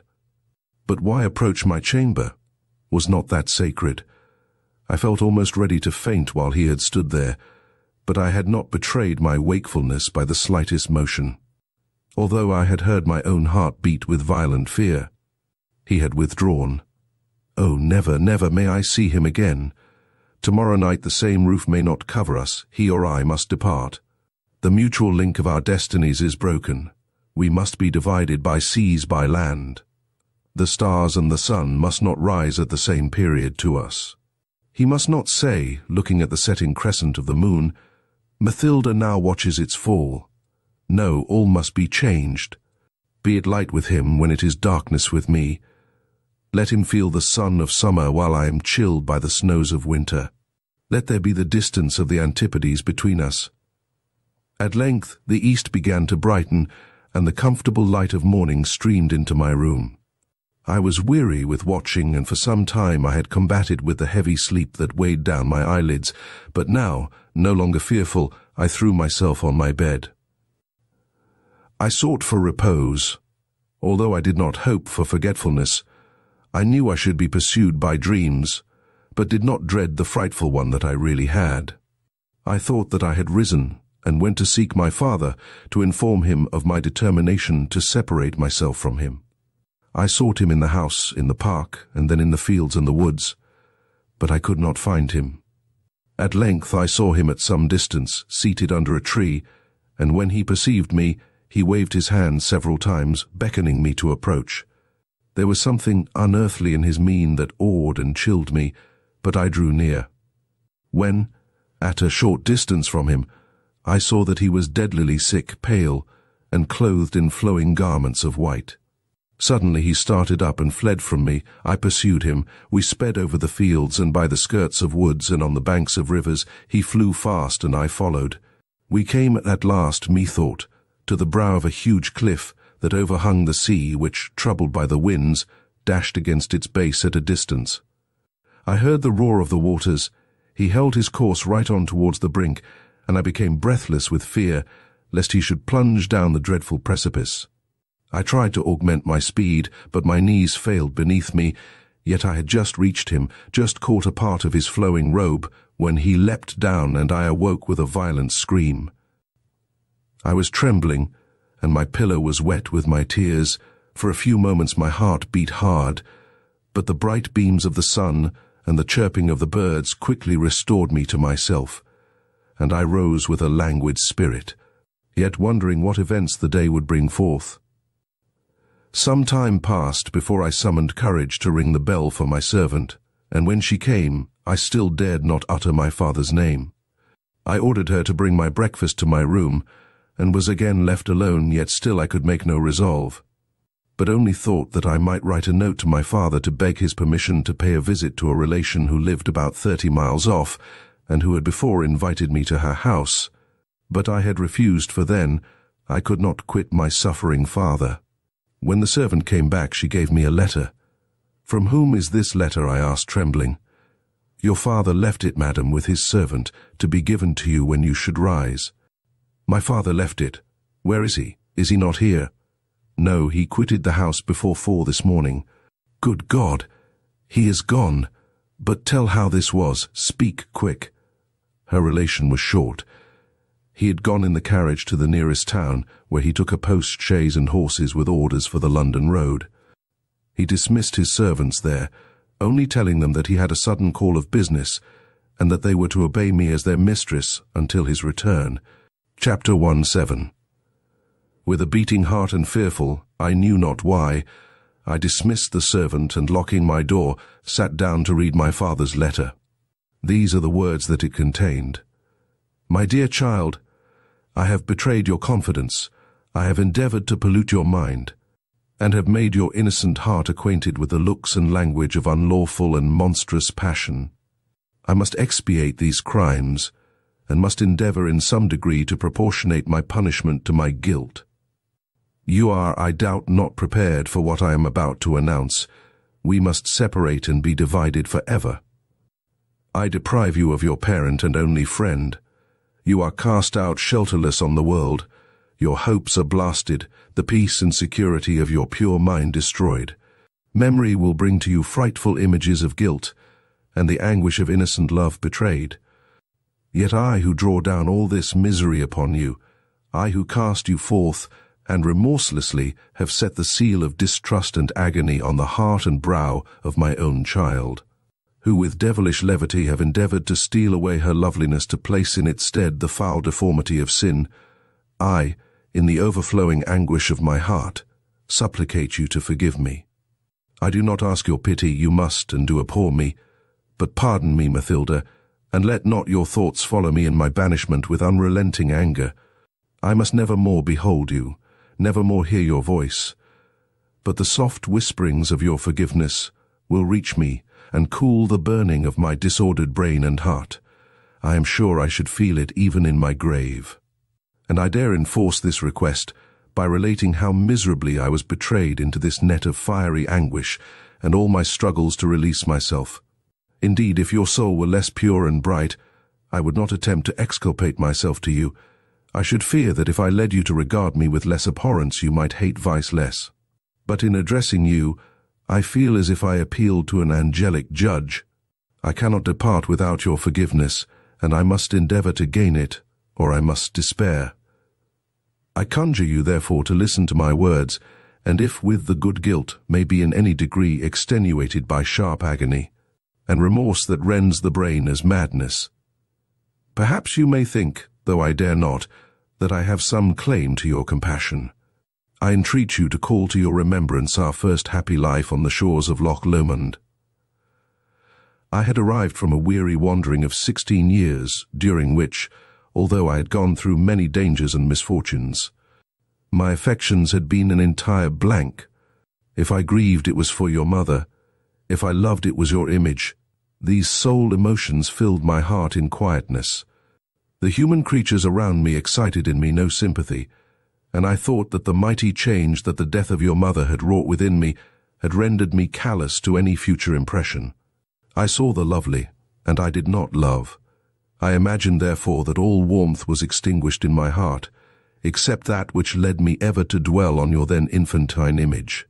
It is a strange link in my fate that without having seen you I should passionately love you. During my wanderings, I never slept without first calling down gentle dreams on your head. If I saw a lovely woman, I thought, does my Mathilda resemble her? All delightful things, sublime scenery, soft breezes, exquisite music seemed to me associated with you, and only through you to be pleasant to me. At length I saw you. You appeared as the deity of a lovely region, the ministering angel of a paradise to which of all humankind you admitted only me. I dared hardly consider you as my daughter. Your beauty, artlessness, and untaught wisdom seemed to belong to a higher order of beings. Your voice breathed forth only words of love. If there was aught of earthly in you, it was only what you derived from the beauty of the world. You seemed to have gained a grace from the mountain breezes, the waterfalls, and the lake, and this was all of earthly except your affections that you had. There was no dross, no bad feeling in the composition. You yet even have not seen enough 36 of the world to know the stupendous difference that exists between the women we meet in daily life and a nymph of the woods such as you were, in whose eyes alone mankind may study for centuries and grow wiser and purer. Those divine lights which shone on me as did those of Beatrice upon Dante, and well might I say with him, yet with what different feelings e quasi mi perdegli occicini. Can you wonder, Mathilda, that I dwelt on your looks, your words, your motions, and drank in unmixed delight? But I am afraid that I wander from my purpose. I must be more brief, for night draws on apace, and all my hours in this house are counted. Well, we removed to London, and still I felt only the peace of sinless passion. You were ever with me, and I desired no more than to gaze on your countenance, and to know that I was all the world to you. I was lapped in a fool's paradise of enjoyment and security. Was my love blamable? If it was, I was ignorant of it. I desired only that which I possessed, and if I enjoyed from your looks and words, and most innocent caresses, a rapture usually excluded from the feelings of a parent towards his child, yet no uneasiness, no wish, no casual idea awoke me to a sense of guilt. I loved you as a human father might be supposed to love a daughter born to him by a heavenly mother, as Anchises might have regarded the child of Venus if the sex had been changed. Love mingled with respect and adoration. Perhaps also my passion was lulled to content by the deep and exclusive affection you felt for me. But when I saw you become the object of another's love, when I imagined that you might be loved otherwise than as a sacred type and image of loveliness and excellence, or that you might love another with a more ardent affection than that which you bore to me, then the fiend awoke within me.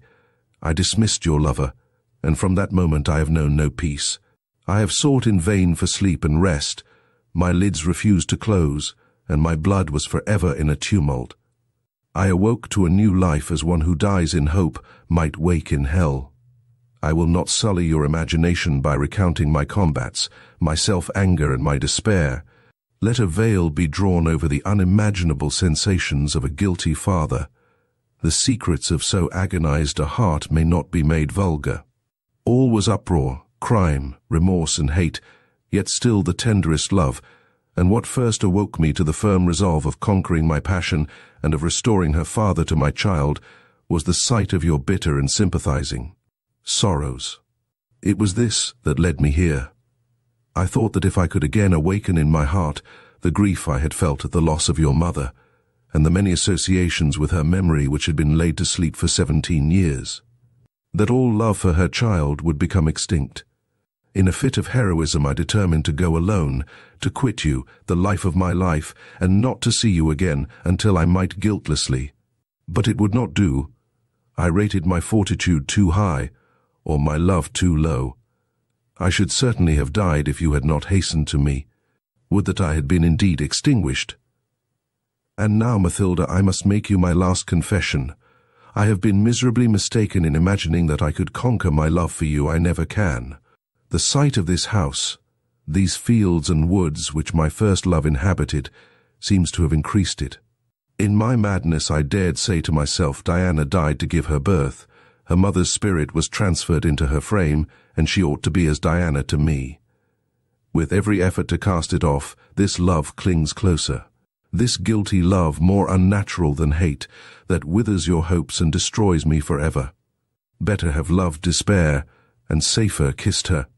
No time or space can tear from my soul that which makes a part of it. Since my arrival here, I have not for a moment ceased to feel the hell of passion which has been implanted in me to burn until all be cold, and stiff, and dead. Yet I will not die, alas. How dare I go where I may meet Diana, when I have disobeyed her last request? Her last words said in a faint voice when all feeling but love, which survives all things else, was already dead. She then bade me make her child happy. That thought alone gives a double sting to death. I will wander away from you, away from all life.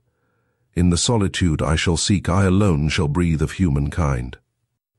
I must endure life, and as it is my duty, so I shall until the grave dreaded yet desired. Receive me free from pain, for while I feel it will be pain that must make up the whole sum of my sensations. Is not this a fearful curse that I labor under? Do I not look forward to a miserable future? My child, if after this life I am permitted to see you again, if pain can purify the heart, mine will be pure. If remorse may expiate guilt, I shall be guiltless. I have been at the door of your chamber. Everything is silent. You sleep. Do you indeed sleep, Mathilda? Spirits of good, behold the tears of my earnest prayer. Bless my child. Protect her from the selfish among her fellow creatures. Protect her from the agonies of passion. and the despair of disappointment. Peace, hope, and love be thy guardians, O thou soul of my soul, thou in whom I breathe. I dare not read my letter over, for I have no time to write another, and yet I fear that some expressions in it might displease me. Since I last saw you, I have been constantly employed in writing letters, and have several more to write, for I do not intend that anyone shall hear of me after I depart. I need not conjure you to look upon me as one of whom all links that once existed between us are broken. Your own delicacy will not allow you, I am convinced, to attempt to trace me. It is far better for your peace that you should be ignorant of my destination. You will not follow me. For when I banish myself, would you nourish guilt by obtruding yourself upon me? You will not do this, I know you will not. You must forget me and all the evil that I have taught you. Cast off the only gift that I have bestowed upon you, your grief, and rise from under my blighting influence as no flower so sweet ever did rise from beneath so much evil. You will never hear from me again. Receive these then as the last words of mine that will ever reach you. And although I have forfeited your filial love, yet regard them, I conjure you, as a father's command. Resolutely shake of the wretchedness that this first misfortune in early life must occasion you. Bear boldly up against the storm, continue wise and mild, but believe it, and indeed it is, your duty to be happy. You are very young. Let not this check for more than a moment retard your glorious course. Hold on, beloved one. The sun of youth is not set for you. It will restore vigor and life to you. Do not resist with obstinate grief its beneficent influence. O my child, bless me with the hope that I have not utterly destroyed you. Farewell, Mathilda. I go with the belief that I have your pardon. Your gentle nature would not permit you to hate your greatest enemy, and though I be he, although I have rent happiness from your grasp. 38. Though I have passed over your young love and hopes as the angel of destruction, finding beauty and joy, and leaving blight and despair, yet you will forgive me. And with eyes overflowing with tears, I thank you, my beloved one. I accept your pardon with a gratitude that will never die, and that will, indeed it will, outlive guilt and remorse. Farewell forever. The moment I finished this letter, I ordered the carriage and prepared to follow my father. The words of his letter by which he had dissuaded me from this step were those that determined me. Why did he write them? He must know that if I believed that his intention was merely to absent himself from me, that instead of opposing him, it would be that which I should myself require, or if he thought that any lurking feeling. Yet he could not think that, should lead me to him, would he endeavor to overthrow the only hope he could have of ever seeing me again, a lover. There was madness in the thought. Yet he was my lover, would not act thus. No, he had determined to die, and he wished to spare me the misery of knowing it. The few ineffectual words he had said concerning his duty were to me a further proof, and the more I studied the letter, the more did I perceive. 1,000 slight expressions that could only indicate a knowledge that life was now over for him. He was about to die.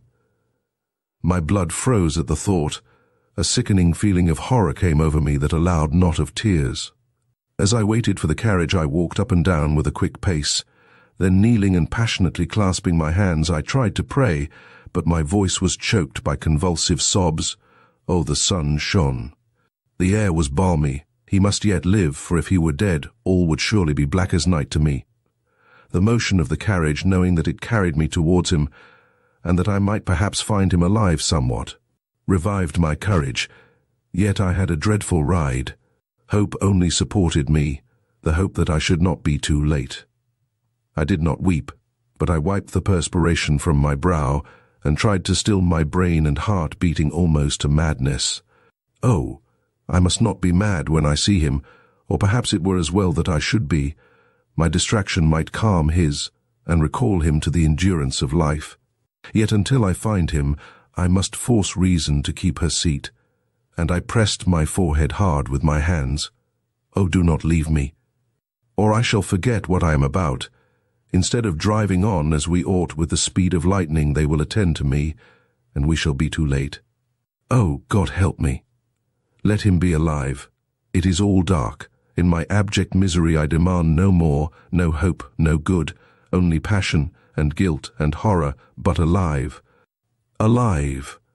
My sensations choked me, no tears fell, yet I sobbed, and breathed short and hard. One only thought possessed me, and I could only utter one word, that half screaming was perpetually on my lips. Alive! Alive! I had taken the steward 40 with me, for he, much better than I, could make the requisite inquiries.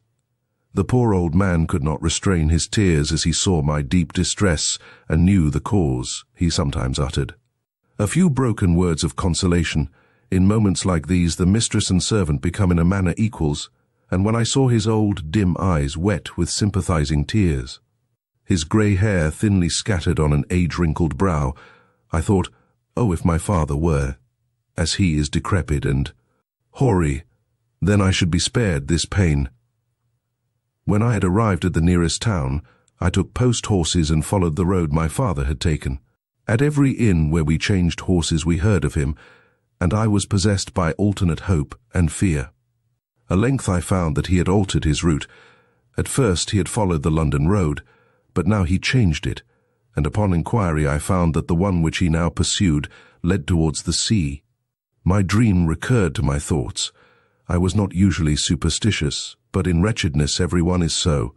The sea was 50 miles off, yet it was towards it that he fled. The idea was terrible to my half-crazed imagination, and almost overturned the little self-possession that still remained to me. I journeyed all day. Every moment my misery increased, and the fever of my blood became intolerable. The summer sun shone in an unclouded sky. The air was close, but all was cool to me except my own scorching skin. Towards evening, dark thunder clouds arose above the horizon, and I heard its distant roll after sunset. They darkened the whole sky, and it began to rain. The lightning lighted up the whole country, and the thunder drowned the noise of our carriage. At the next inn my father had not taken horses. He had left a box there, saying he would return, and had walked over the fields to the town of a seacoast town 8 miles off. For a moment I was almost paralyzed by fear, but my energy returned, and I demanded a guide to accompany me in following his steps. The night was tempestuous, but my bribe was high, and I easily procured a countryman.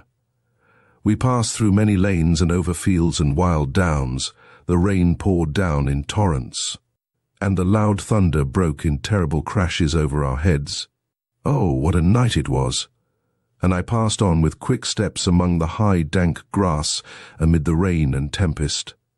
My dream was forever in my thoughts, and with a kind of half-insanity that often possesses the mind in despair, I said aloud, "Courage!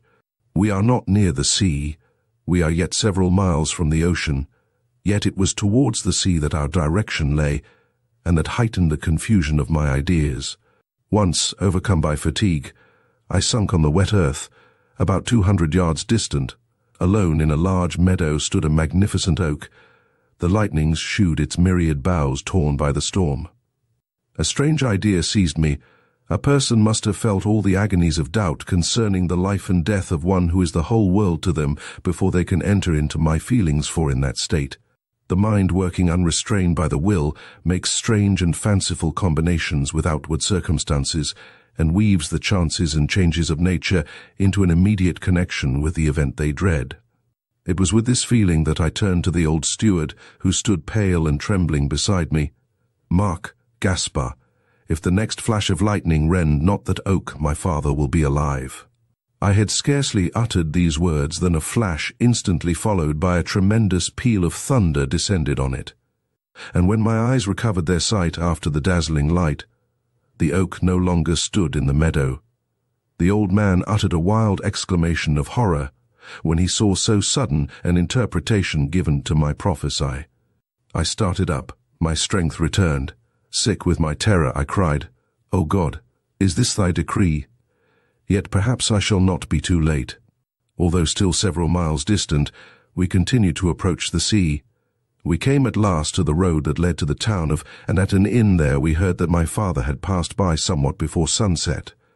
He had observed the approaching storm and had hired a horse for the next town, which was situated a mile from the sea, that he might arrive there before it should commence. This town was 5 miles off. We hired a chaise here, and with 4 horses drove with speed through the storm.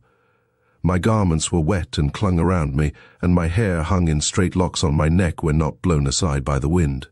I shivered, yet my pulse was high with fever. Great God! What agony I endured! I shed no tears, but my eyes, wild and inflamed, were starting from my head. I could hardly support the weight that pressed upon my brain. We arrived at the town in a little more than half an hour. When my father had arrived, the storm had already begun, but he had refused to stop, and leaving his horse there, he walked on towards the sea. Alas! It was double cruelty in him to have chosen the sea for his fatal resolve. It was adding madness to my despair. The poor old servant who was with me endeavored to persuade me to remain here and to let him go. Alone, I shook my head silently and sadly. Sick almost to death, I leant upon his arm, and as there was no road for a chaise, dragged my weary steps across the desolate downs to meet my fate. Now too certain for the agony of doubt. Almost fainting, I slowly approached the fatal waters. When we had quitted the town, we heard their roaring. I whispered to myself in a muttering voice, "The sound is the same as that which I heard in my dream. It is the knell of my father which I hear." The rain had ceased, there was no more thunder and lightning, the wind had paused. My heart no longer beat wildly, I did not feel any fever, but I was chilled. My knees sunk under me, I almost slept as I walked with excess of weariness, every limb trembled.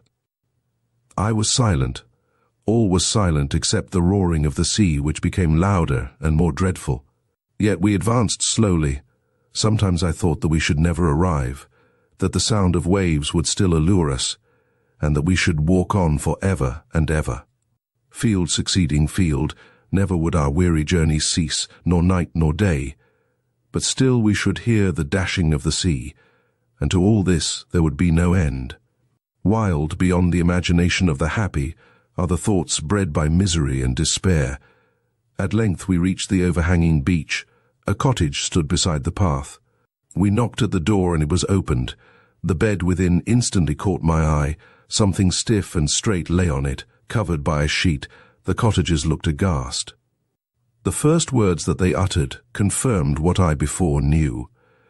I did not feel shocked or overcome. I believe that I asked 1 or 2 questions and listened to the answers. I hardly know, but in a few moments I sank lifeless to the ground, and so would that then all had been at an end. Chapter 18.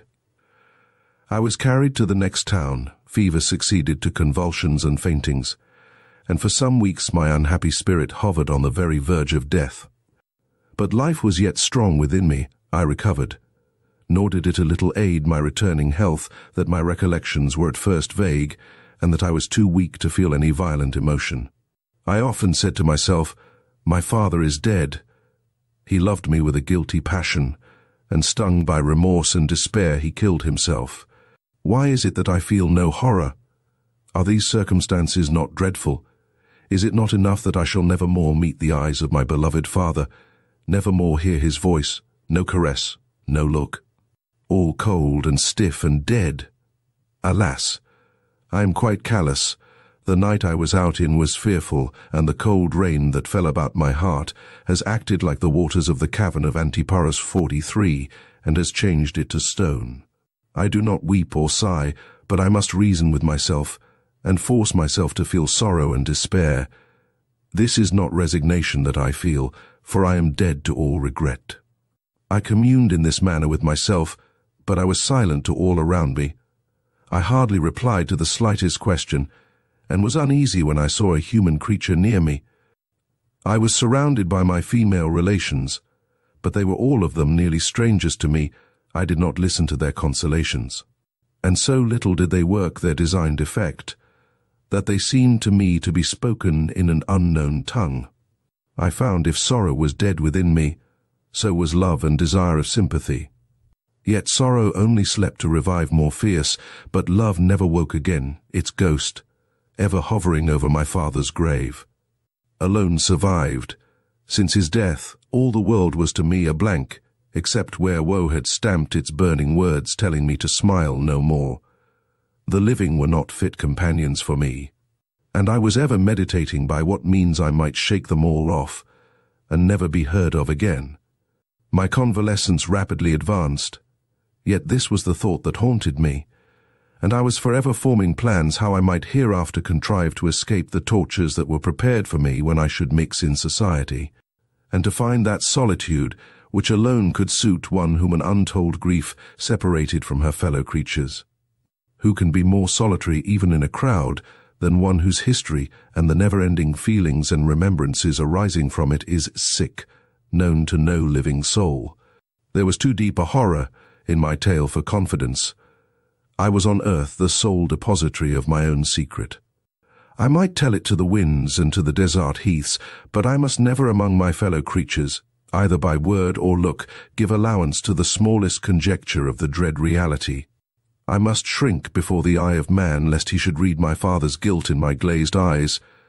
I must be silent, lest my faltering voice should betray unimagined horrors.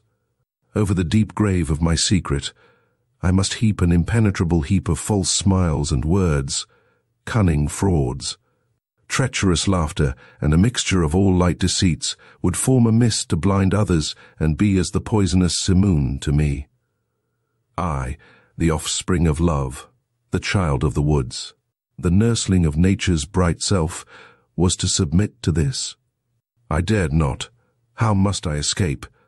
I was rich and young, and had a guardian appointed for me, and all about me would act as if I were one of their great society, while I must keep the secret that I really was cut off from them forever. If I fled, I should be pursued. In life there was no escape for me. Why then I must die. I shuddered. I dared not die, even though the cold grave held all I loved, although I might say with Job, "Where is now my hope? For my hope, who shall see it? They shall go down together to the bars of the pit, when our rest together is in the dust." 45. Yes, my hope was corruption and dust, and all to which death brings us. Or after life? No, no. I will not persuade myself to die.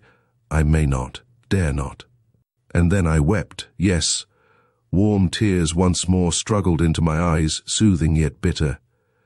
And after I had wept much, and called with unavailing anguish, with outstretched arms, for my cruel father, after my weak frame was exhausted by all variety of plaint, I sank once more into reverie, and once more reflected on how I might find that which I most desired. Dear to me, if aught were dear, a death like solitude. I dared not die, but I might feign death, and thus escape from my comforters. They will believe me united to my father, and so indeed I shall be. For alone, when no voice can disturb my dream, and no cold eye meet mine to check its fire, then I may commune with his spirit on a lone heath, at noon or at midnight. Still I should be near him. His last injunction to me was that I should be happy. Perhaps he did not mean the shadowy happiness that I promised myself, yet it was that alone which I could taste. He did not conceive that ever, Kuhn, I could make one of the smiling hunters that go coursing after boobles that break to nothing when caught. And then after a new one with brighter colours, my hope also had proved a bouble, but it had been so lovely, so adorned, that I saw none that could attract me after it. Besides, I was wearied with the pursuit, nearly dead with weariness. I would feign to die, my contented heirs would seize upon my wealth, and I should purchase freedom. But then my plan must be laid with art. I would not be left destitute. I must secure some money. Alas! To what loathsome shifts must I be driven?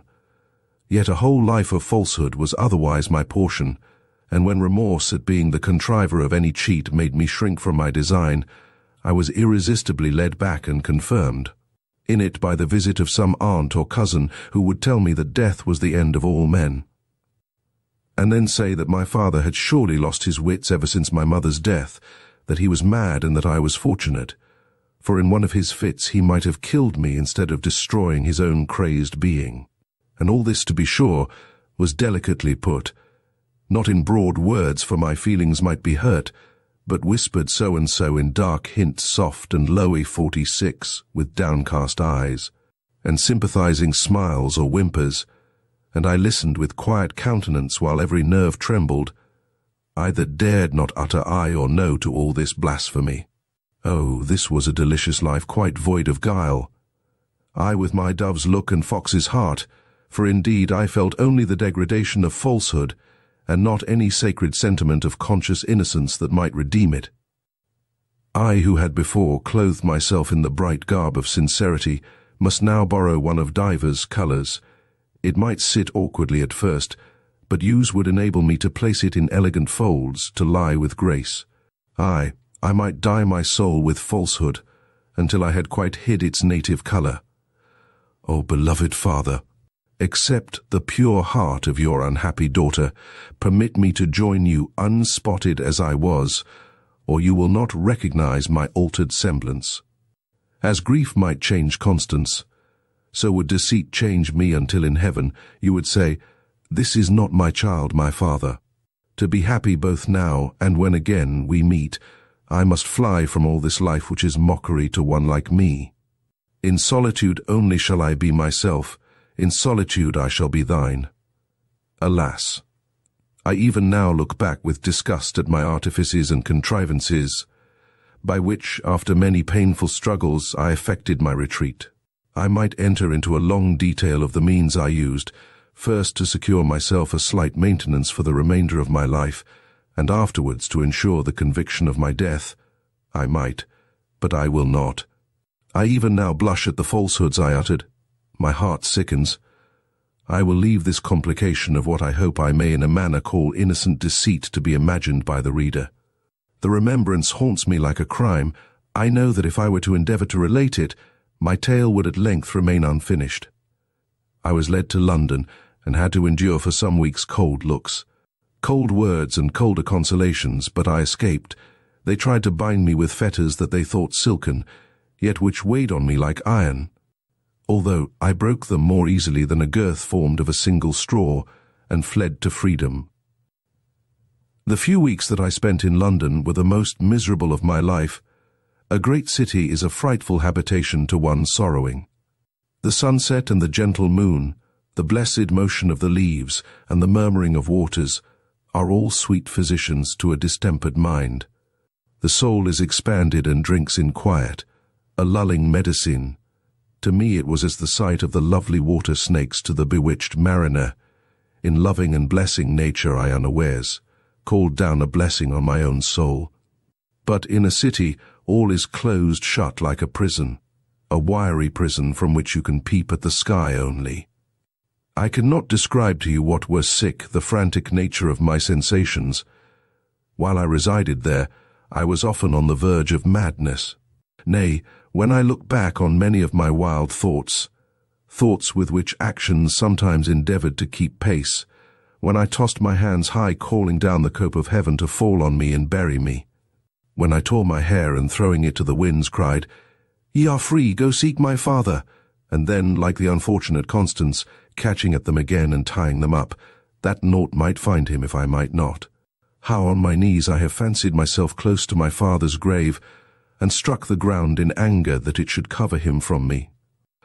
Oft when I have listened with gasping attention for the sound of the ocean mingled with my father's groans, and then wept until my strength was gone, and I was calm and faint.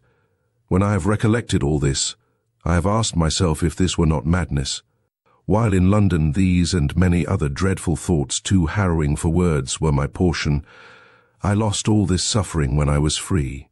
When I saw the wild heath around me, and the evening star in the west, then I could weep, gently weep, and be at peace. Do not mistake me, I never was really mad.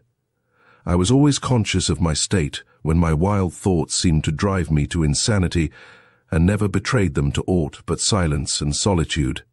The people around me saw nothing of all this. They only saw a poor girl broken in spirit, who spoke in a low and gentle voice, and from underneath whose downcast lids tears would sometimes steal which she strove to hide. One who loved to be alone, and shrunk from observation, who never smiled. Oh, no, I never smiled. and that was all. Well, I escaped. I left my guardian's house and I was never heard of again. It was believed from the letters that I left and other circumstances that I planned that I had destroyed myself. I was sought after, therefore, with less care than would otherwise have been the case, and soon all trace and memory of me was lost. I left London in a small vessel bound for a port in the north of England, and now having succeeded in my attempt, and being quite alone, peace returned to me. The sea was calm and the vessel moved gently onwards. I sat upon deck under the open canopy of heaven, and methought I was an altered creature. Not the wild, raving, and most miserable Mathilda, but a youthful hermitess, dedicated to seclusion, and whose bosom she must strive to keep free from all tumult and unholy despair, the fanciful nun-like dress that I had adopted. The knowledge that my very existence was a secret known only to myself, the solitude to which I was forever hereafter destined, nursed gentle thoughts in my wounded heart. The breeze that played in my hair revived me, and I watched with quiet eyes the sunbeams that glittered on the waves, and the birds that coursed each other over the waters, just brushing them with their plumes. I slept too undisturbed by dreams, and awoke refreshed to again enjoy my tranquil freedom. In 4 days we arrived at the harbour to which we were bound. I would not remain on the sea-coast, but proceeded immediately inland. I had already planned the situation where I would live. It should be a solitary house on a wide plain near no other habitation, where I could behold the whole horizon, and wander far without molestation from the sight of my fellow creatures. I was not misanthropic, but I felt that the gentle current of my feelings depended upon my being alone. I fixed myself on a wide solitude, on a dreary heath bestrewn with stones, among which short grass grew, and here and there a few rushes beside a little pool. Not far from my cottage was a small cluster of pines, the only trees to be seen for many miles. I had a path cut through the firs from my door to this little wood, from whose topmost branches the birds saluted the rising sun and awoke me to my daily meditation. My view was bounded only by the horizon, except on one side, where a distant wood made a black spot on the heath, that everywhere else stretched out its faint hues as far as the eye could reach, wide and very desolate. Here I could mark the network of the clouds as they wove themselves into thick masses. I could watch the slow rise of the heavy thunder clouds, and could see the rack as it was driven across the heavens. Or under the pine trees I could enjoy the stillness of the azure sky. My life was very peaceful. I had one female servant who spent the greater part of the day at a village 2 miles off. My amusements were simple and very innocent. I fed the birds who built on the pines or among the ivy that covered the wall of my little garden, and they soon knew me. The bolder ones pecked the crumbs from my hands and perched on my fingers to sing their thankfulness. When I had lived here some time, other animals visited me, and a fox came every day for a portion of food appropriated for him, and would suffer me to pat his head. I had besides many books and a harp, with which when despairing I could soothe my spirits, and raise myself to sympathy and love. Love. What had I to love? Oh, many things. There was the moonshine, and the bright stars, the breezes and the refreshing rains. There was the whole earth, and the sky that covers it, all lovely forms that visited my imagination, all memories of heroism and virtue. Yet this was very unlike my early life, although as then I was confined to nature and books. Then I bounded across the fields. My spirit often seemed to ride upon the winds, and to mingle in joyful sympathy with the ambient air. Then, if I wandered slowly, I cheered myself with a sweet song or sweeter daydreams. I felt a holy rapture spring from all I saw. I drank in joy with life. My steps were light, my eyes, clear from the love that animated them, sought the heavens, and with my long hair loosened to the winds I gave my body and my mind to sympathy and delight. But now my walk was slow. My eyes were seldom raised and often filled with tears. No song, no smiles, no careless motion that might bespeak a mind intent on what surrounded it. I was gathered up into myself, a selfish, solitary creature ever pondering on my regrets and faded hopes. Mine was an idle, useless life, it was so, but say not to the lily laid prostrate by the storm, arise, and bloom as before. My heart was bleeding from its death's wound.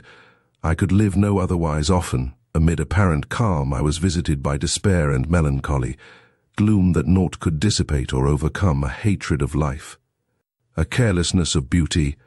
All these would by fits hold me nearly annihilated by their powers. Never for one moment, when most placid, did I cease to pray for death. I could be found in no state of mind which I would not willingly have exchanged for nothingness.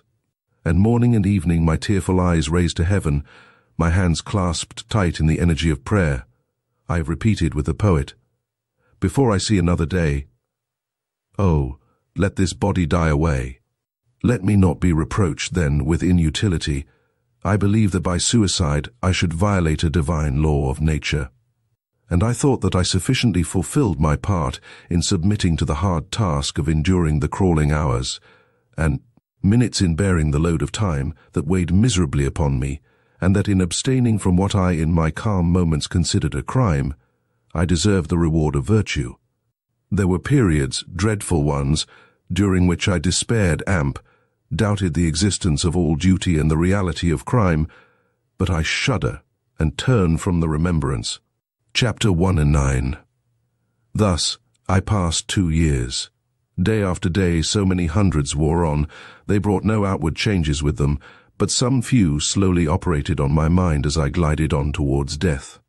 I began to study more, to sympathize more in the thoughts of others as expressed in books, to read history, and to lose my individuality among the crowd that had existed before me. Thus, perhaps as the sensation of immediate suffering wore off, I became more human. Solitude also lost to me some of its charms. I began again to wish for sympathy. Not that I was ever tempted to seek the crowd, but I wished for one friend to love me. You will say perhaps that I gradually became fitted to return to society. I do not think so, for the sympathy that I desired must be so pure, so divested of influence from outward circumstances, that in the world I could not fail of being balked by the gross materials that perpetually mingle even with its best feelings. Believe me, I was then less fitted for any communion with my fellow creatures than before. When I left them, they had tormented me, but it was in the same way as pain and sickness may torment. Something extraneous to the mind that galled it, and that I wished to cast aside. But now I should have desired sympathy. I should wish to knit my soul to some one of theirs, and should have prepared for myself plentiful draughts of disappointment and suffering. For I was tender as the sensitive plant, all nerve. I did not desire sympathy and aid in ambition or wisdom, but sweet and mutual affection, smiles to cheer me and gentle words of comfort. I wished for one heart in which I could pour unrestrained my plaints, and by the heavenly nature of the soil blessed fruit might spring from such bad seed. Yet how could I find this? The love that is the soul of friendship is a soft spirit seldom found except when two amiable creatures are knit from early youth, or when bound by mutual suffering and pursuits, it comes to some of the elect unsought and unaware. It descends as gentle dew on chosen spots, which, however barren they were before, become under its benign influence fertile in. All sweet plants, but when desired it flies, it scoffs at the prayers of its votaries. It will bestow, but not be sought.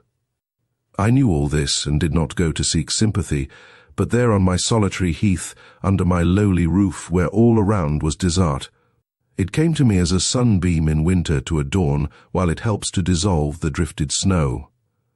As the sun shone on blighted fruit, I did not revive under its radiance, for I was too utterly undone to feel its kindly power. My father had been, and his memory was the life of my life. I might feel gratitude to another, but I never more could love or hope as I had done. It was all suffering. Even my pleasures were endured, not enjoyed. I was as a solitary spot among mountains, shut in on all sides by steep black precipices, where no ray of heat could penetrate, and from which there was no outlet to sunnier fields. And thus it was that although the spirit of friendship soothed me for a while, it could not restore me. It came as some gentle visitation, it went, and I hardly felt the loss. The spirit of existence was dead within me. Be not surprised, therefore, that when it came I welcomed not more gladly, or when it departed I lamented not more bitterly the best gift of heaven, a friend. The name of my friend was Woodville. I will briefly relate his history, that you may judge how cold my heart must have been not to be warmed by his eloquent words and tender sympathy, and how he also, being most unhappy, we were well fitted to be a mutual consolation to each other, if I had not been hardened to stone by the Medusa head of misery. The misfortunes of Woodville were not of the heart's core like mine. His was a natural grief, not to destroy but to purify the heart, and from which he might, when its shadow had passed from over him, shine forth brighter and happier than before. Woodville was the son of a poor clergyman, and had received a classical education.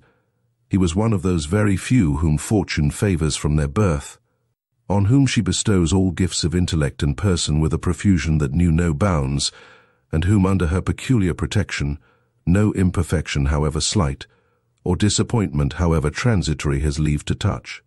She seemed to have formed his mind of that excellence which no dross can tarnish, and his understanding was such that no error could pervert.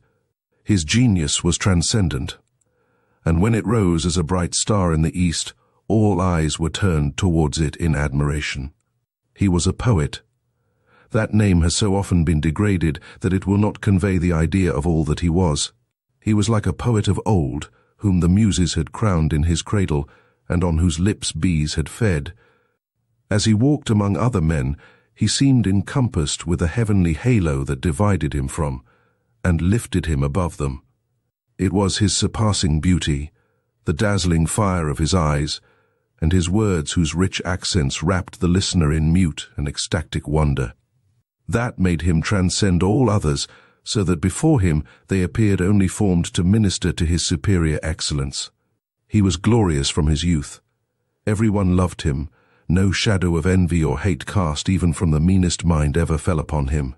He was as one the peculiar delight of the gods, railed and fenced in by his own divinity, so that naught but love and admiration could approach him. His heart was simple like a child, unstained by arrogance or vanity. He mingled in society unknowing of his superiority over his companions, not because he undervalued himself, but because he did not perceive the inferiority of others. He seemed incapable of conceiving of the full extent of the power that selfishness and vice possesses in the world. When I knew him, although he had suffered disappointment in his dearest hopes, he had not experienced any that arose from the meanness and self-love of men. His station was too high to allow of his suffering through their hard-heartedness, and too low for him to have experienced ingratitude and encroaching selfishness. It is one of the blessings of a moderate fortune that by preventing the possessor from conferring pecuniary favors, it prevents him also from diving into the arcana of human weakness or malice. To bestow on your fellow men is a godlike attribute. So indeed it is, and as such not one fit for mortality. The giver, like Adam and Prometheus, must pay the penalty of rising above his nature by being the martyr to his own excellence. Woodville was free from all these evils, and if slight examples did come across him, he did not notice them, but passed on in his course as an angel with winged feet might glide along the earth unimpeded by all those little obstacles over which we of earthly origin stumble.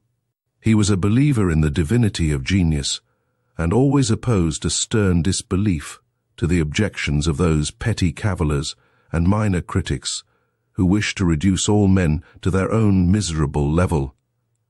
I will make us scientific. Similarly, he would say, I'm the manner, if you will, of Dr. Darwin. I consider the alleged errors of a man of genius as the aberrations of the fixed stars. It is our distance from them and our imperfect means of communication that makes them appear to move. In truth, they always remain stationary, a glorious center, giving us a fine lesson of modesty if we would thus receive it. I have said that he was a poet. When he was 23 years of age, he first published a poem, and it was hailed by the whole nation with enthusiasm and delight. His good star perpetually shone upon him. A reputation had never before been made so rapidly. It was universal. The multitude extolled the same poems that formed the wonder of the sage in his closet, there was not one dissentient voice. It was at this time, in the height of his glory, that he became acquainted with Eleanor. She was a young heiress of exquisite beauty who lived under the care of her guardian. From the moment they were seen together, they appeared formed for each other. Eleanor had not the genius of Woodville, but she was generous and noble, and exalted by her youth, and the love that she everywhere excited above the knowledge of aught but virtue and excellence. She was lovely. Her manners were frank and simple. Her deep blue eyes swam in a lustre which could only be given by sensibility joined to wisdom. They were formed for one another, and they soon loved. Woodville for the first time felt the delight of love, and Eleanor was enraptured in possessing the heart of one so beautiful and glorious among his fellow men. Could anything but unmixed joy flow from such a union? Woodville was a poet. He was sought for by every society, and all eyes were turned on him alone when he appeared. But he was the son of a poor clergyman, and Eleanor was a rich heiress. Her guardian was not displeased with their mutual affection. The merit of Woodville was too eminent to admit of cavil on account of his inferior wealth, but the dying will of her father did not allow her to marry before she was of age, and her fortune depended upon her obeying this injunction. She had just entered her 20th year, and she and her lover were obliged to submit to this delay. But they were ever together, and their happiness seemed that of paradise.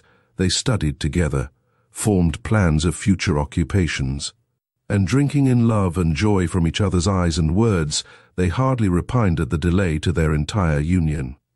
Woodville forever rose in glory, and Eleanor became more lovely and wise under the lessons of her accomplished lover.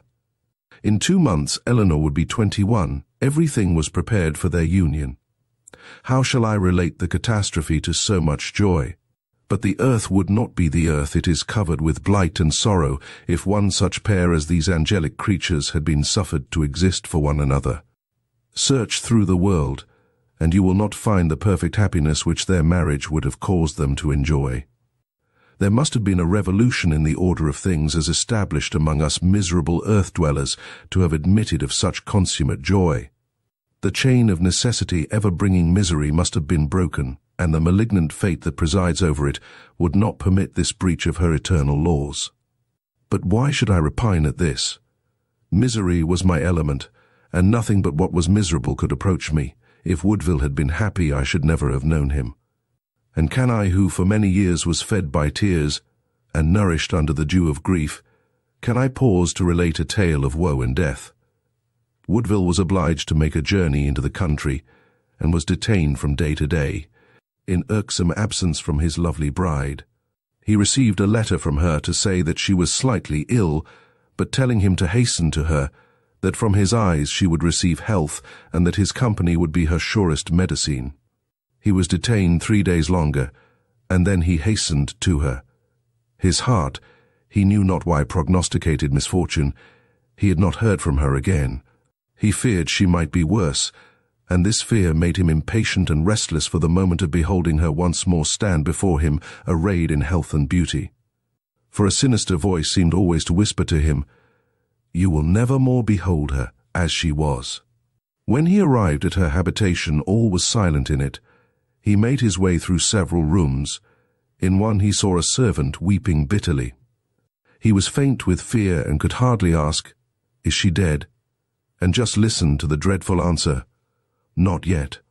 These astounding words came on him as of less fearful import than those which he had expected, and to learn that she was still in being, and that he might still hope was an alleviation to him.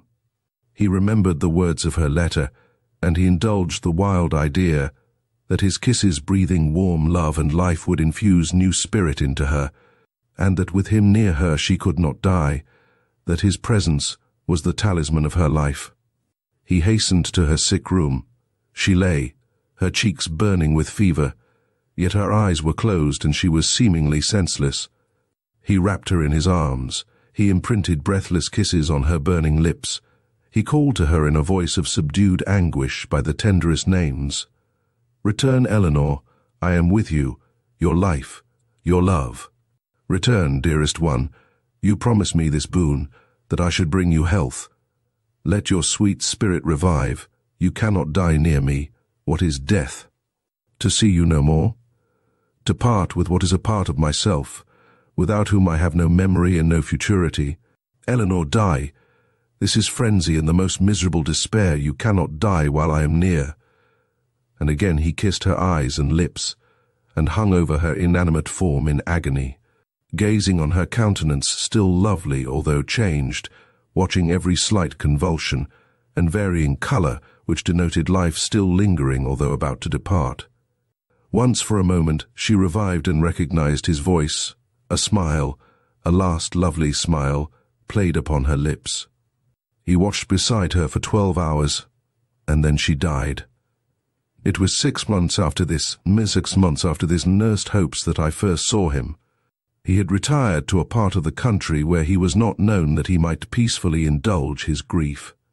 All the world, by the death of his beloved Eleanor, was changed to him, and he could no longer remain in any spot where he had seen her, or where her image mingled with the most rapturous hopes had brightened all around with a light of joy which would now be transformed to a darkness blacker than midnight, since she, the sun of his life, was set forever. He lived for some time, never looking on the light of heaven, but shrouding his eyes in a perpetual darkness, far from all that could remind him of what he had been.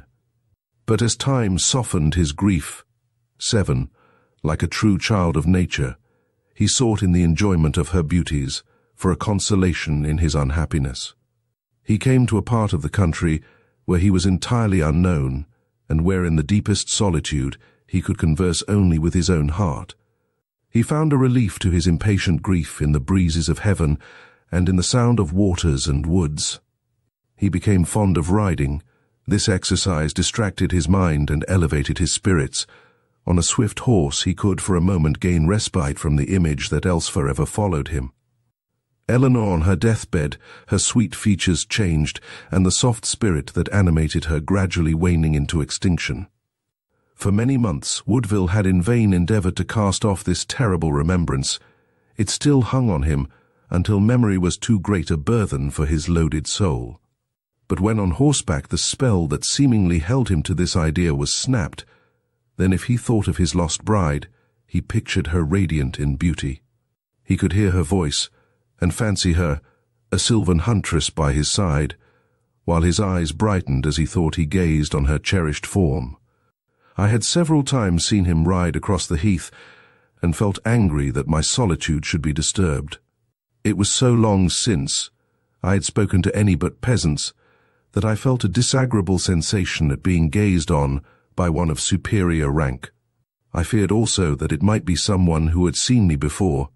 I might be recognized, my impostures discovered, and I dragged back to a life of worse torture than that I had before endured. These were dreadful fears, and they even haunted my dreams. I was one day seated on the verge of the clump of pines when Woodville rode past. As soon as I perceived him, I suddenly rose to escape from his observation by entering among the trees. My rising startled his horse. He reared and plunged, and the rider was at length thrown. The horse then galloped swiftly across the heath, and the stranger remained on the ground, stunned by his fall. He was not materially hurt. A little fresh water soon recovered him. I was struck by his exceeding beauty, and as he spoke to thank me, the sweet but melancholy cadence of his voice brought tears into my eyes.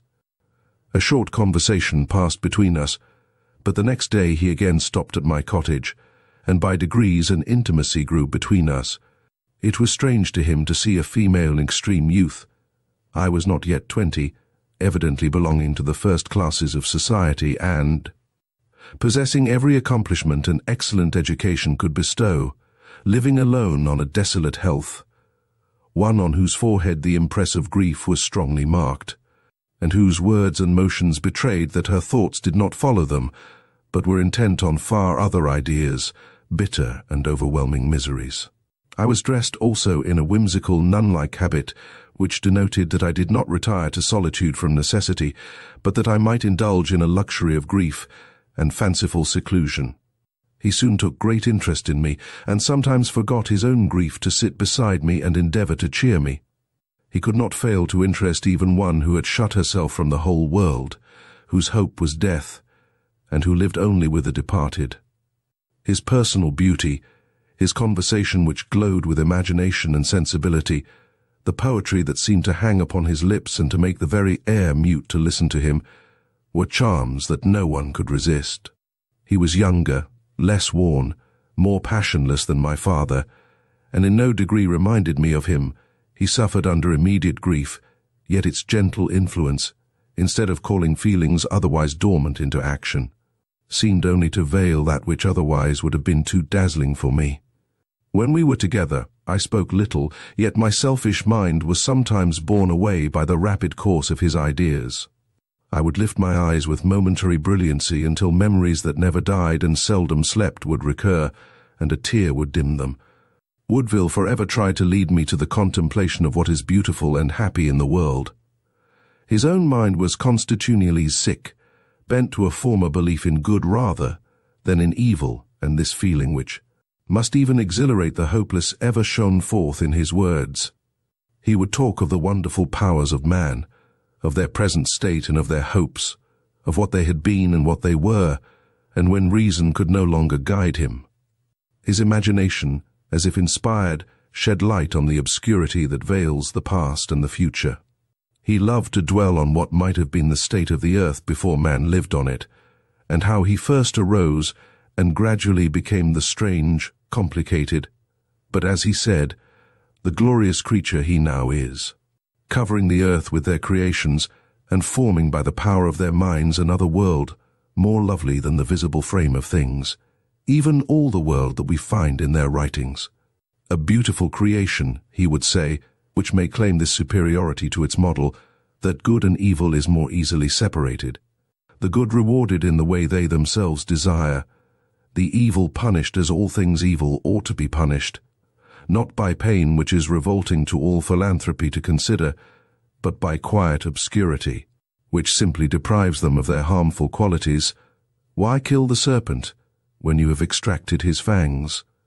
The poetry of his language and ideas which my words ill convey held me enchained to his discourses. It was a melancholy pleasure to me to listen to his inspired words, to catch for a moment the light of his eyes, to feel a transient sympathy, and then to awaken from the delusion, again to know that all this was nothing, a dream, a shadow, for that there was no reality for me. My father had forever deserted me, leaving me only memories which set an eternal barrier between me and my fellow creatures. I was indeed fellow to none. He, Woodville, mourned the loss of his bride, others wept the various forms of misery as they visited them. But infamy and guilt was mingled with my portion. Unlawful and detestable passion had poured its poison into my ears and changed all my blood, so that it was no longer the kindly stream that supports life, but a cold fountain of bitterness corrupted in its very source. It must be the excess of madness that could make me imagine that I could ever be aught but one, alone, struck off from humanity, bearing no affinity to man or woman, a wretch on whom nature had set her ban. Sometimes Woodville talked to me of himself. He related his history, brief in happiness and woe, and dwelt with passion on his and Eleanor's mutual love. She was, he said, the brightest vision that ever came upon the earth.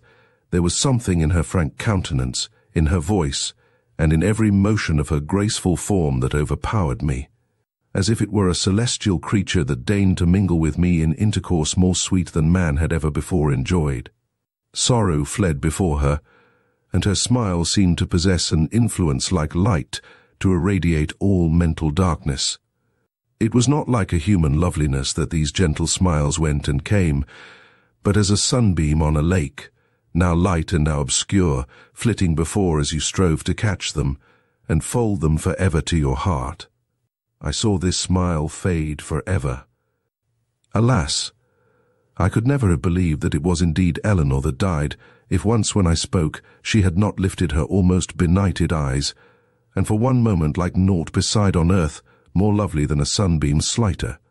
Quicker than the waving plumage of a bird, dazzling as lightning and like it giving day to night, yet mild and faint, that smile came, it went, and then there was an end of all joy to me.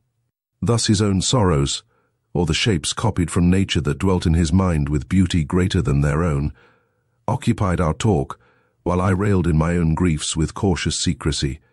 If for a moment he shewed curiosity, my eyes fell, my voice died away, and my evident suffering made him quickly endeavor to banish the ideas he had awakened.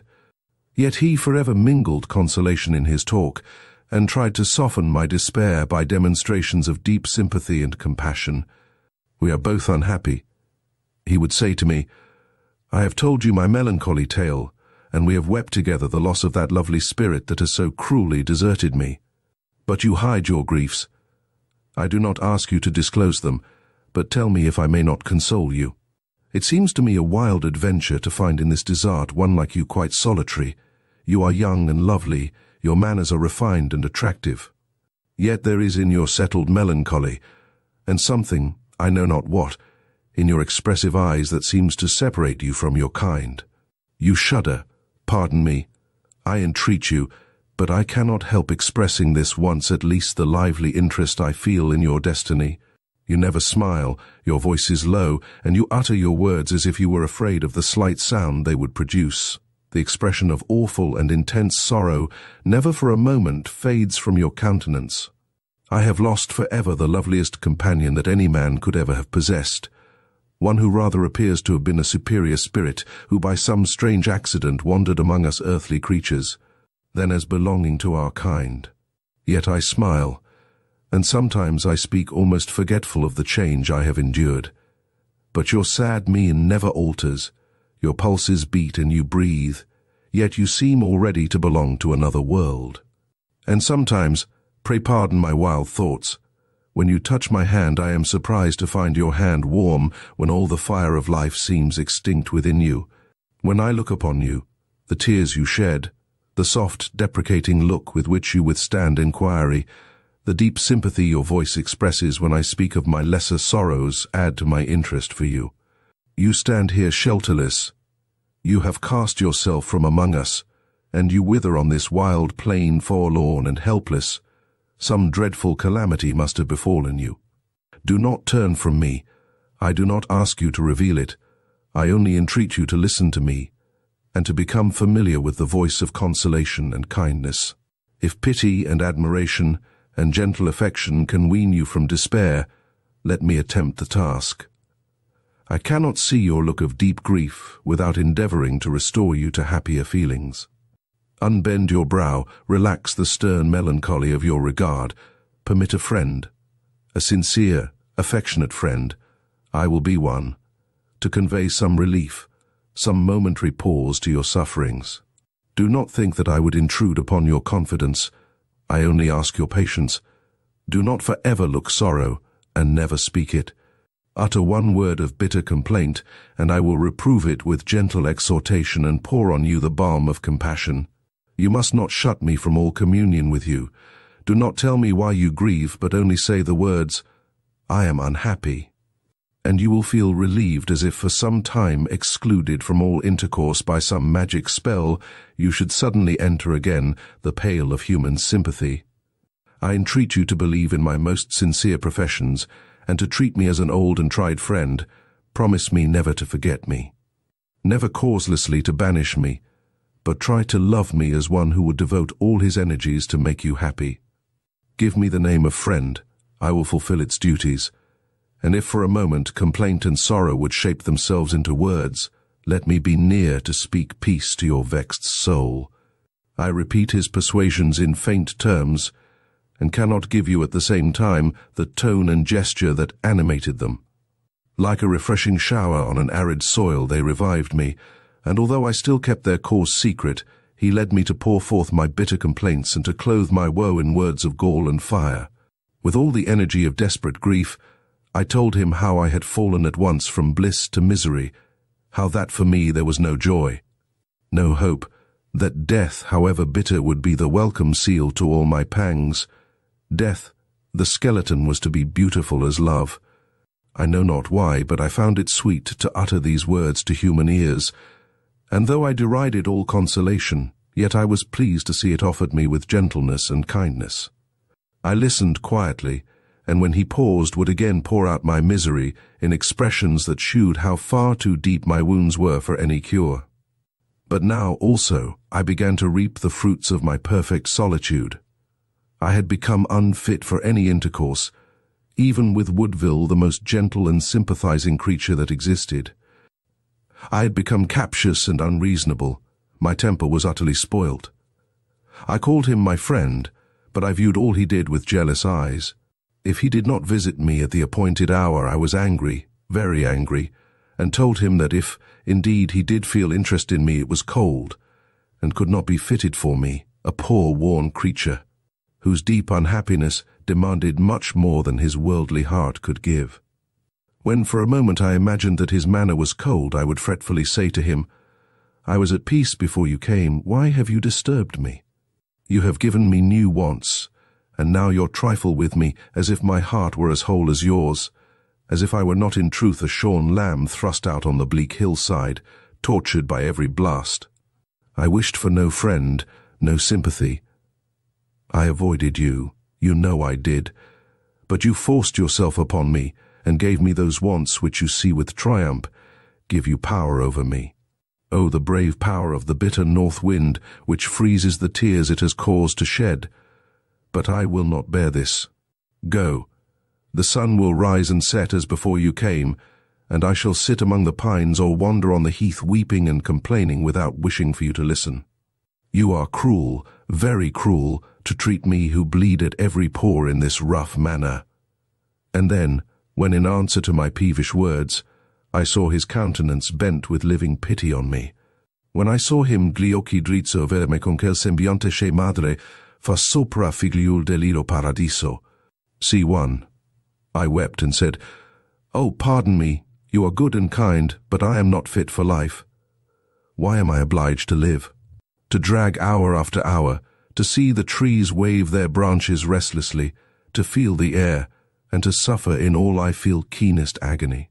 My frame is strong, but my soul sinks beneath this endurance of living anguish.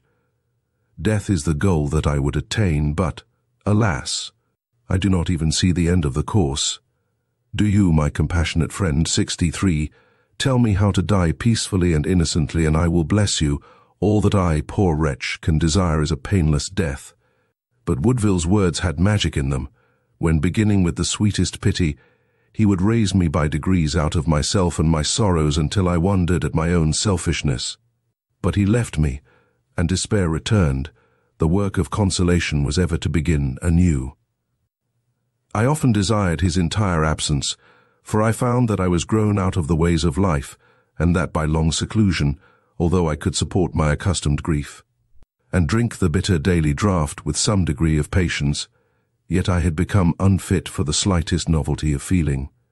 Expectation and hopes and affection were all too much for me.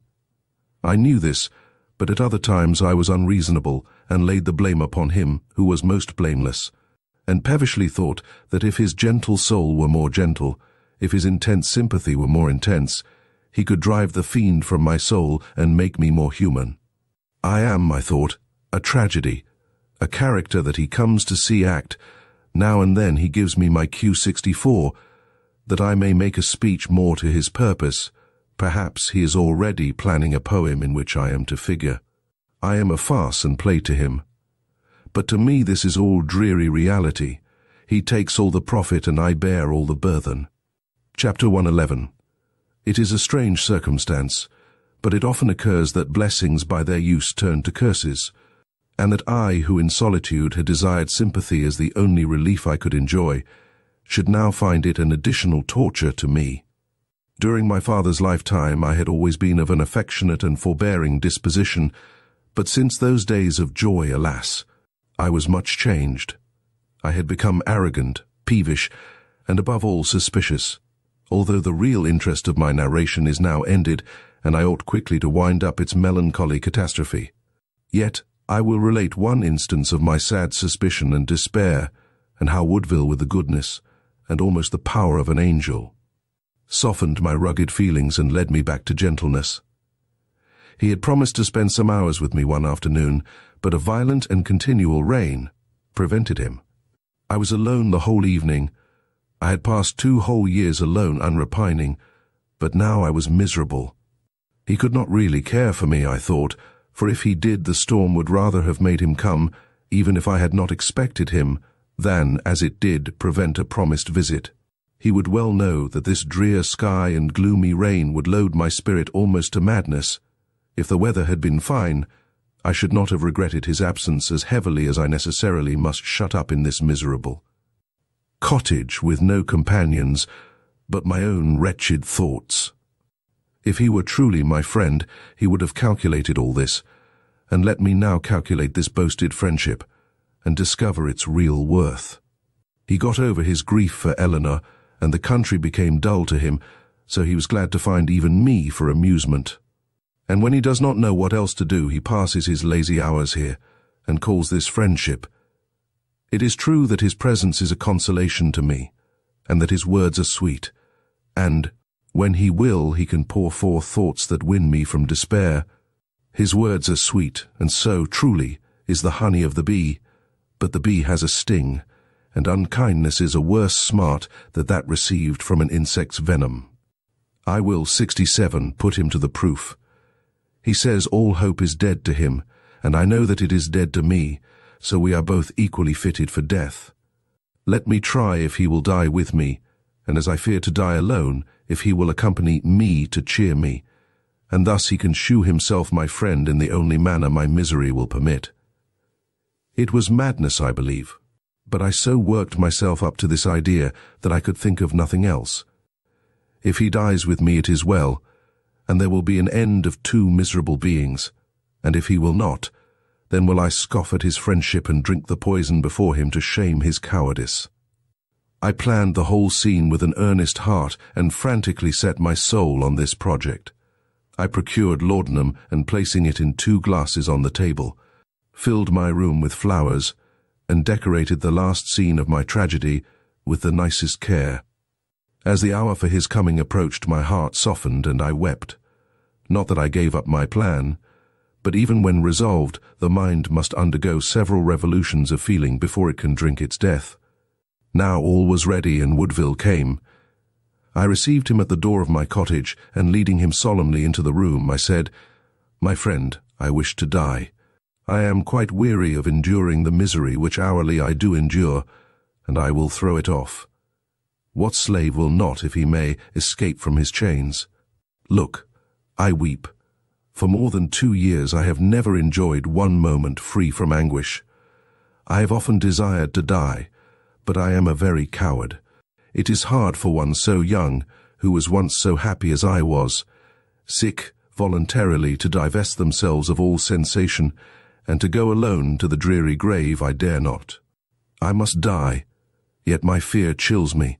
I pause and shudder, and then for months I endure my excess of wretchedness. But now the time is come when I may quit life. I have a friend who will not refuse to accompany me in this dark journey. Such is my request. Earnestly do I entreat and implore you to die with me. Then we shall find Eleanor, and what I have lost. Look, I am prepared. There is the death draught. Let us drink it together, and willingly and joyfully quit this hated round of daily life." You turn from me. Yet before you deny me, reflect, Woodville, how sweet it were to cast off the load of tears and misery under which we now labor, and surely we shall find light after we have passed the dark valley. That drink will plunge us in a sweet slumber, and when we awaken, what joy will be ours to find all our sorrows and fears past. A little patience, and all will be over, aye, a very little patience, for, look, there is the key of our prison. We hold it in our own hands, and are we more debased than slaves to cast it away and give ourselves up to voluntary bondage? Even now, if we had courage, we might be free. Behold, my cheek is flushed with pleasure at the imagination of death. All that we love are dead. Come, give me your hand, one look of joyous sympathy, and we will go together and seek them, a lulling journey, where our arrival will bring bliss and our waking be that of angels. Do you delay? Are you a coward, Woodville? Oh, fie! Cast off this blank look of human melancholy. Oh, that I had words to express the luxury of death that I might win you. I tell you, we are no longer miserable mortals. We are about to become gods, spirits free and happy as gods. What fool on a bleak shore, seeing a flowery isle on the other side with his lost love beckoning to him from it, would pause because the wave is dark and turbid? What if some little pain the passage have that makes frail flesh to fear the bitter wave? Is not short pain well borne that brings long ease, and lays the soul to sleep in quiet grave? Do you mark my words? I have learned the language of despair. I have it all by heart, for I am despair, and a strange being am I, joyous, triumphant despair. But those words are false, for the wave may be dark, but it is not bitter. We lie down, and close our eyes with a gentle good night, and when we wake we are free. Come then, no more delay, thou tardy one. Behold the pleasant potion. Look, I am a spirit of good, and not a human maid that invites thee, and with winning accents, oh, that they would win thee, says, Come and drink. As I spoke, I fixed my eyes upon his countenance, and his exquisite beauty, the heavenly compassion that beamed from his eyes, his gentle yet earnest look of deprecation and wonder, even before he spoke, wrought a change in my high-strained feelings, taking from me all the sternness of despair, and filling me only with the softest grief. I saw his eyes humid also as he took both my hands in his, and sitting down near me, he said, This is a sad deed to which you would lead me, dearest friend, and your woe must indeed be deep that could fill you with these unhappy thoughts. You long for death, and yet you fear it, and wish me to be your companion. But I have less courage than you, and even thus accompanied I dare not die. Listen to me, and then reflect if you ought to win me to your project, even if with the overbearing eloquence of despair you could make black death so inviting that the fair heaven should appear darkness. Listen, I entreat you, to the words of one who has himself nurtured desperate thoughts, and longed with impatient desire for death, but who has at length trampled the phantom underfoot, and crushed his sting. Come, as you have played despair with me, I will play the part of Una with you, and bring you hurtless from his dark cavern. Listen to me, and let yourself be softened by words in which no selfish passion lingers. We know not what all this wide world means, its strange mixture of good and evil, but we have been placed here, and bid live and hope. I know not what we are to hope, but there is some good beyond us that we must seek, and that is our earthly task. If misfortune come against us, we must fight with her, we must cast her aside, and still go on to find out that which it is our nature to desire. Whether this prospect of future good be the preparation for another existence I know not, or whether that it is merely that we, as workmen in God's vineyard, must lend a hand to smooth the way for our posterity. If it indeed be that, if the efforts of the virtuous now are to make the future inhabitants of this fair world more happy. If the labors of those who cast aside selfishness and try to know the truth of things are to free the men of ages, now far distant but which will one day come, from the burthen under which those who now live groan, and like you weep bitterly, if they free them but from one of what are now the necessary evils of life, truly I will not fail, but will with my whole soul aid the work. From my youth I have said, I will be virtuous, I will dedicate my life for the good of others, I will do my best to extirpate evil, and if the spirit who protects ill should so influence circumstances that I should suffer, through my endeavor, yet while there is hope, and hope there ever must be, of success, cheerfully do I gird myself to my task. I have powers, my countrymen think well of them. Do you think I sow my seed in the barren air, and have no end in what I do? Believe me, I will never desert life until this last hope is torn from my bosom, that in some way my labors may form a link in the chain of gold with which we ought all to strive to drag happiness from where she sits enthroned above the clouds, now far beyond our reach, to inhabit the earth with us. Let us suppose that Socrates, or Shakespeare, or Rousseau had been seized with despair and died in youth when they were as young as I am. Do you think that we and all the world should not have lost incalculable improvement in our good feelings and our happiness through their destruction? I am not like one of these. They influenced millions. But if I can influence but 100, but 10, but one solitary individual, so as in any way to lead him from ill to good. That will be a joy to repay me for all my sufferings, though they were 1,000,000 times multiplied, and that hope will support me to bear them. And those who do not work for posterity, or working, as may be my case, will not be known by it, yet they, believe me, have also their duties. You grieve because you are unhappy. It is happiness you seek, but you despair of obtaining it. But if you can bestow happiness on another, if you can give one other person only 1 hour of joy, ought you not to live to do it? And every one has it in their power to do that. The inhabitants of this world suffer so much pain. In crowded cities, among cultivated plains, or on the desert mountains, pain is thickly sown. And if we can tear up but one of these noxious weeds or more, if in its stead we can sow 1 seed of corn, or plant 1 fair flower, let that be motive sufficient against suicide. Let us not desert our task while there is the slightest hope that we may in a future day do this. Indeed, I dare not die. I have a mother whose support and hope I am. I have a friend who loves me as his life, and in whose breast I should infix a mortal sting if I ungratefully left him. So I will not die. Nor shall you, my friend. Cheer up, cease to weep, I entreat you. Are you not young, and fair, and good? Why should you despair? Or if you must for yourself, why for others? If you can never be happy, can you never bestow happiness? Believe me, if you beheld on lips pale with grief 1 smile of joy and gratitude, and knew that you were parent of that smile, and that without you it had never been, you would feel so pure and warm a happiness that you would wish to live for ever again and again to enjoy the same pleasure.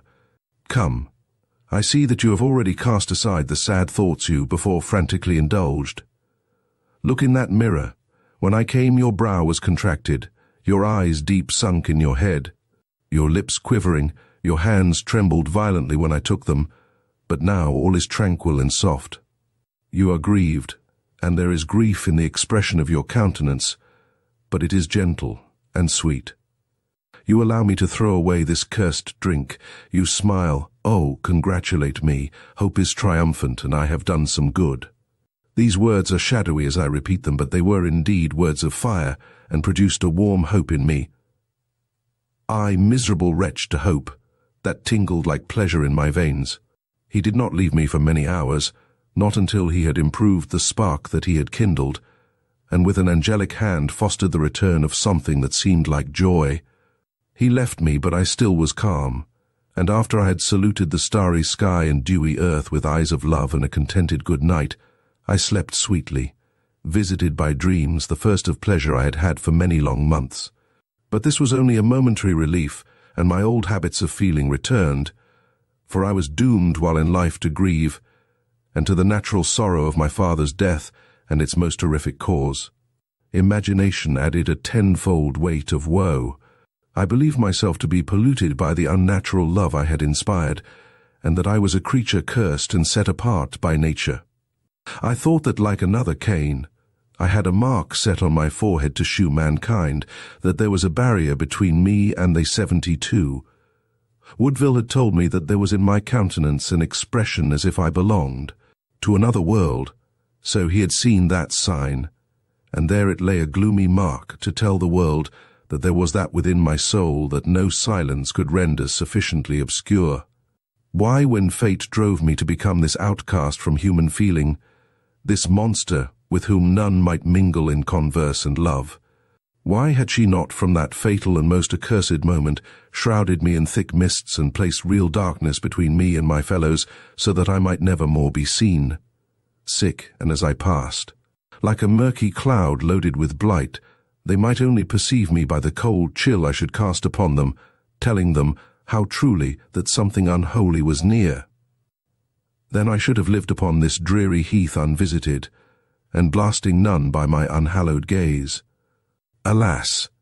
I verily believe that if the near prospect of death did not dull and soften my bitter failings, if for a few months longer I had continued to live as I then lived, strong in body, but my soul corrupted to its core by a deadly cancer, if day after day I had dwelt on these dreadful sentiments, I should have become mad, and should have fancied myself a living pestilence, so horrible to my own solitary thoughts did this form, this voice, and all this wretched self appear, for had it not been the source of guilt that wants a name, this was superstition. I did not feel thus frantically when first I knew that the holy name of Father was become a curse to me. But my lonely life inspired me with wild thoughts, and then when I saw Woodville and day after day he tried to win my confidence and I never dared give words to my dark tale, I was impressed more strongly with the withering fear that I was in truth a marked creature, a pariah, only fit for death. Chapter 112. As I was perpetually haunted by these ideas, you may imagine that the influence of Woodville's words was very temporary, and that although I did not again accuse him of unkindness, yet I soon became as unhappy as before. Soon after this incident we parted. He heard that his mother was ill, and he hastened to her. He came to take leave of me, and we walked together on the heath for the last time. He promised that he would come and see me again, and bade me take cheer, and to encourage what happy thoughts I could, until time and fortitude should overcome my misery, and I could again mingle in society. Above all other admonition on my part, he said, cherish and follow this one, do not despair. That is the most dangerous gulf on which you perpetually totter, but you must reassure your steps and take hope to guide you. Hope, and your wounds will be already half healed, but if you obstinately despair, then nevermore will be comfort for you. Believe me, my dearest friend, that there is a joy that the sun and earth and all its beauties can bestow that you will one day feel. The refreshing bliss of love will again visit your heart and undo the spell that binds you to woe, until you wonder how your eyes could be closed in the long night that burthens you. I dare not hope that I have inspired you with sufficient interest that the thought of me, and the affection that I shall ever bear you, will soften your melancholy and decrease the bitterness of your tears. But if my friendship can make you look on life with less disgust, beware how you injure it with suspicion. Love is a delicate sprite 75, and easily hurt by rough jealousy.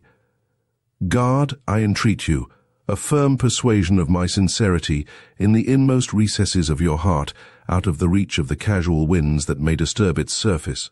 Your temper is made unequal by suffering, and the tenor of your mind is, I fear, sometimes shaken by unworthy causes. But let your confidence in my sympathy and love be deeper far, and incapable of being reached by these agitations that come and go, and if they touch not, your affections leave you uninjured. These were some of Woodville's last lessons. I wept as I listened to him, and after we had taken an affectionate farewell, I followed him far with my eyes until they saw the last of my earthly comforter. I had insisted on accompanying him across the heath towards the town where he dwelt. The sun was yet high when he left me, and I turned my steps towards my cottage. It was at the latter end of the month of September, when the nights have become chill, but the weather was serene, and as I walked on I fell into no unpleasing reveries. I thought of Woodville with gratitude and kindness, and did not, I know not why, regret his departure with any bitterness.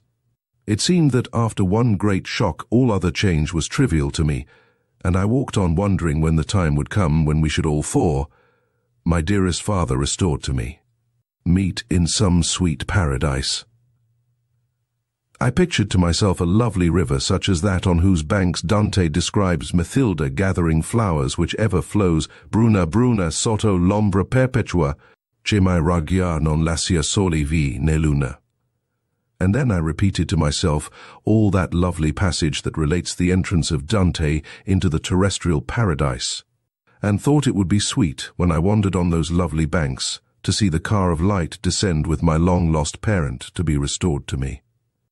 As I waited there in expectation of that moment, I thought how, of the lovely flowers that grew there, I would wind myself a chaplet and crown myself for joy.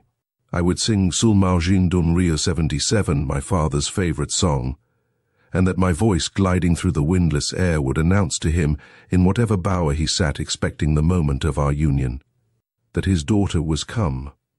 Then the mark of misery would have faded from my brow, and I should raise my eyes fearlessly to meet his, which ever beamed with the soft luster of innocent love. When I reflected on the magic look of those deep eyes, I wept, but gently, lest my sobs should disturb the fairy scene. I was so entirely wrapped in this reverie that I wandered on, taking no heed of my steps until I actually stooped down to gather a flower for my wreath on that bleak plain where no flower grew. When I awoke from my daydream and found myself, I knew not where. The sun had set, and the roseate hue which the clouds had caught from him in his descent had nearly died away. A wind swept across the plain. I looked around me and saw no object that told me where I was. I had lost myself, and in vain attempted to find my path. I wandered on, and the coming darkness made every trace indistinct by which I might be guided. At length all was veiled in the deep obscurity of blackest night. I became weary, and knowing that my servant was to sleep that night at the neighboring village, so that my absence would alarm no one, and that I was safe in this wild spot from every intruder, I resolved to spend the night where I was. Indeed, I was too weary to walk further. The air was chill, but I was careless of bodily inconvenience, and I thought that I was well inured to the weather during my 2 years of solitude, when no change of seasons prevented my perpetual wanderings. I lay upon the grass surrounded by a darkness which not the slightest beam of light penetrated. There was no sound, for the deep night had laid to sleep the insects. The only creatures that lived on the lone spot where no tree or shrub could afford shelter to aught else. There was a wondrous silence in the air that calmed my senses, yet which enlivened my soul. My mind hurried from image to image, and seemed to grasp an eternity. All in my heart was shadowy yet calm, until my ideas became confused and at length died away in sleep. When I awoke it rained. 79. I was already quite wet, and my limbs were stiff, and my head giddy with the chill of night. It was a drizzling, penetrating shower, as my dank hair clung to my neck and partly covered my face. I had hardly strength to part with my fingers, the long straight locks that fell before my eyes. The darkness was much dissipated, and in the east, where the clouds were least dense, the moon was visible behind the thin grey cloud. The moon is behind, and at the full, and yet she looks both small and dull. Its presence gave me a hope that by its means I might find my home, but I was languid, and many hours passed before I could reach the cottage, dragging as I did my slow steps, and often resting on the wet earth unable to proceed. I particularly mark this night, for it was that which has hurried on the last scene of my tragedy, which else might have dwindled on through long years of listless sorrow. I was very ill when I arrived, and quite incapable of taking off my wet clothes that clung about me. In the morning, on her return, my servant found me almost lifeless. While possessed by a high fever, I was lying on the floor of my room. I was very ill for a long time, and when I recovered from the immediate danger of fever, every symptom of a rapid consumption declared itself. I was for some time ignorant of this, and thought that my excessive weakness was the consequence of the fever, sick, but my strength became less and less.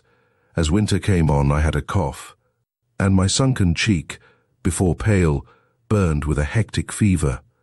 One by one these symptoms struck me, and I became convinced that the moment I had so much desired was about to arrive, and that I was dying. I was sitting by my fire. The physician who had attended me ever since my fever had just left me, and I looked over his prescription, in which digitalis was the prominent medicine. "Yes," I said, "I see how this is, and it is strange that I should have deceived myself so long. I am about to die an innocent death, and it will be sweeter even than that which the opium promised." I rose and walked slowly to the window. The wide heath was covered by snow which sparkled under the beams of the sun that shone brightly through the pure, frosty air. A few birds were pecking some crumbs under my window. 81. I smiled with quiet joy, and in my thoughts, which through long habit would forever connect themselves into one train, as if I shaped them into words, I thus addressed the scene before me: "I salute thee, beautiful sun, and thou, white earth, fair and cold. Perhaps I shall never see thee again covered with green. and the sweet flowers of the coming spring will blossom on my grave. I am about to leave thee, soon this living spirit, which is ever busy among strange shapes and ideas, which belong not to thee. Soon it will have flown to other regions, and this emaciated body will rest insensate on thy bosom, rolled round in earth's diurnal course with rocks and stones and trees. For it will be the same with thee, who art called our universal mother, 82, when I am gone. I have loved thee, and in my days both of happiness and sorrow I have peopled your solitudes with wild fancies of my own creation. The woods and lakes and mountains which I have loved have for me 1,000 associations, and thou, O sun, hast smiled upon, and borne your part in many imaginations that sprung to life in my soul alone, and which will die with me. Your solitudes, sweet land, your trees and waters will still exist, moved by your winds, or still beneath the eye of noon, though, 83, but all my dreams, which have often strayed, will die with me. You will exist to reflect other images in other minds, and ever will remain the same, although your reflected semblance vary in 1,000 ways, changeable as the hearts of those who view thee. One of these fragile mirrors, that ever doted on thine image, is about to be broken, crumbled to dust.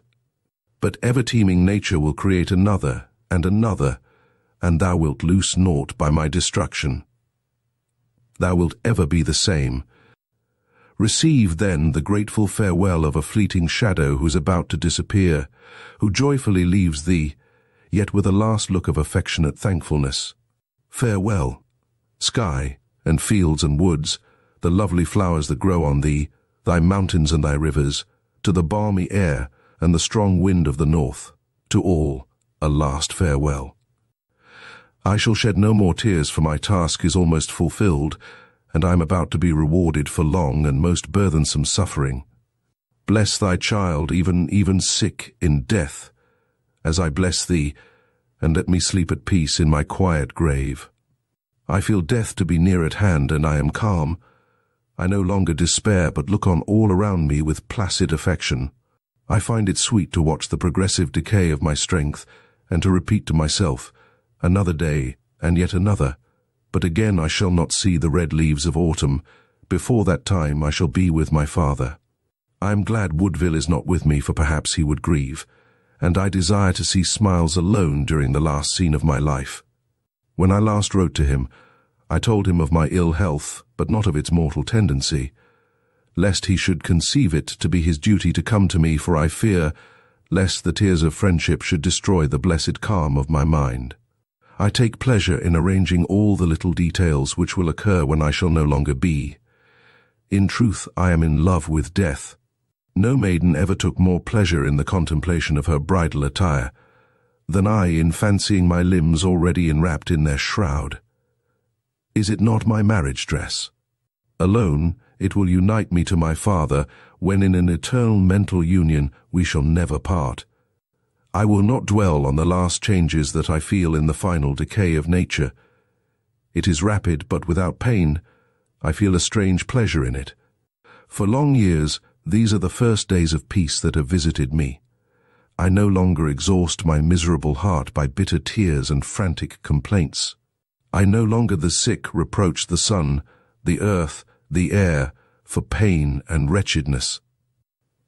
I wait in quiet expectation for the closing hours of a life which has been to me most sweet and bitter. I do not die not having enjoyed life. For 16 years I was happy. During the first months of my father's return I had enjoyed ages of pleasure. Now indeed I am grown old in grief. My steps are feeble like those of age. I have become peevish and unfit for life. So having passed little more than 20 years upon the earth, I am more fit for my narrow grave than many are when they reach the natural term of their lives. Again and again I have passed over in my remembrance the different scenes of my short life. If the world is a stage and I'm merely an actor on it, my part has been strange and, alas, tragical. Almost from infancy I was deprived of all the testimonies of affection which children generally receive. I was thrown entirely upon my own resources, and I enjoyed what I may almost call unnatural pleasures, for they were dreams and not realities. The earth was to me a magic lantern, and I a gazer, and a listener but no actor. But then came the transporting and soul-reviving era of my existence. My father returned, and I could pour my warm affections on a human heart. There was a new sun and a new earth created to me. The waters of existence sparkled. Joy! Joy! But, alas, what grief! My bliss was more rapid than the progress of a sunbeam on a mountain, which discloses its glades and woods, and then leaves it dark and blank. To my happiness followed madness and agony, closed by despair. This was the drama of my life, which I have now depicted upon paper. During 3 months I have been employed in this task. The memory of sorrow has brought tears. The memory of happiness a warm glow, the lively shadow of that joy. Now my tears are dried, the glow has faded from my cheeks, and with a few words of farewell to you, Woodville, I close my work, the last that I shall perform. Farewell, my only living friend. You are the sole tie that binds me to existence, and now I break it. It gives me no pain to leave you, nor can our separation give you much. You never regarded me as one of this world, but rather as a being, who for some penance was sent from the kingdom of shadows, and she passed a few days weeping on the earth and longing to return to her native soil. You will weep, but they will be tears of gentleness. I would, if I thought that it would lessen your regret, tell you to smile and congratulate me on my departure from the misery you beheld me endure. I would say, Woodville, rejoice with your friend. I triumph now and am most happy. But I check these expressions. These may not be the consolations of the living. They weep for their own misery, and not for that of the being they have lost. No, shed a few natural tears due to my memory, and if you ever visit my grave, pluck from thence a flower, and lay it to your heart, for your heart is the only tomb in which my memory will be interred. My death is rapidly approaching, and you are not near to watch the flitting and vanishing of my spirit. Do not regret this, for death is a too terrible and sick object for the living. It is one of those adversities which hurt instead of purifying the heart, for it is so intense a misery that it hardens and dulls the feelings. Dreadful as the time was, when I pursued my father towards the ocean, and found there sick, only his lifeless corpse, yet for my own sake I should prefer that to the watching one by one his senses fade, his pulse weaken, and sleeplessly as it were, devour his life in gazing. To see life in his limbs, and to know that soon life would no longer be there, to see the warm breath issue from his lips, and to know they would soon be chill. I will not continue to trace this frightful picture. You suffered this torture once, I never did. And the remembrance fills your heart sometimes with bitter despair, when otherwise your feelings would have melted into soft sorrow. So day by day I become weaker, and life flickers in my wasting form, as a lamp about to loose it vivifying oil. I now behold the glad sun of May. It was May, 4 years ago, that I first saw my beloved father.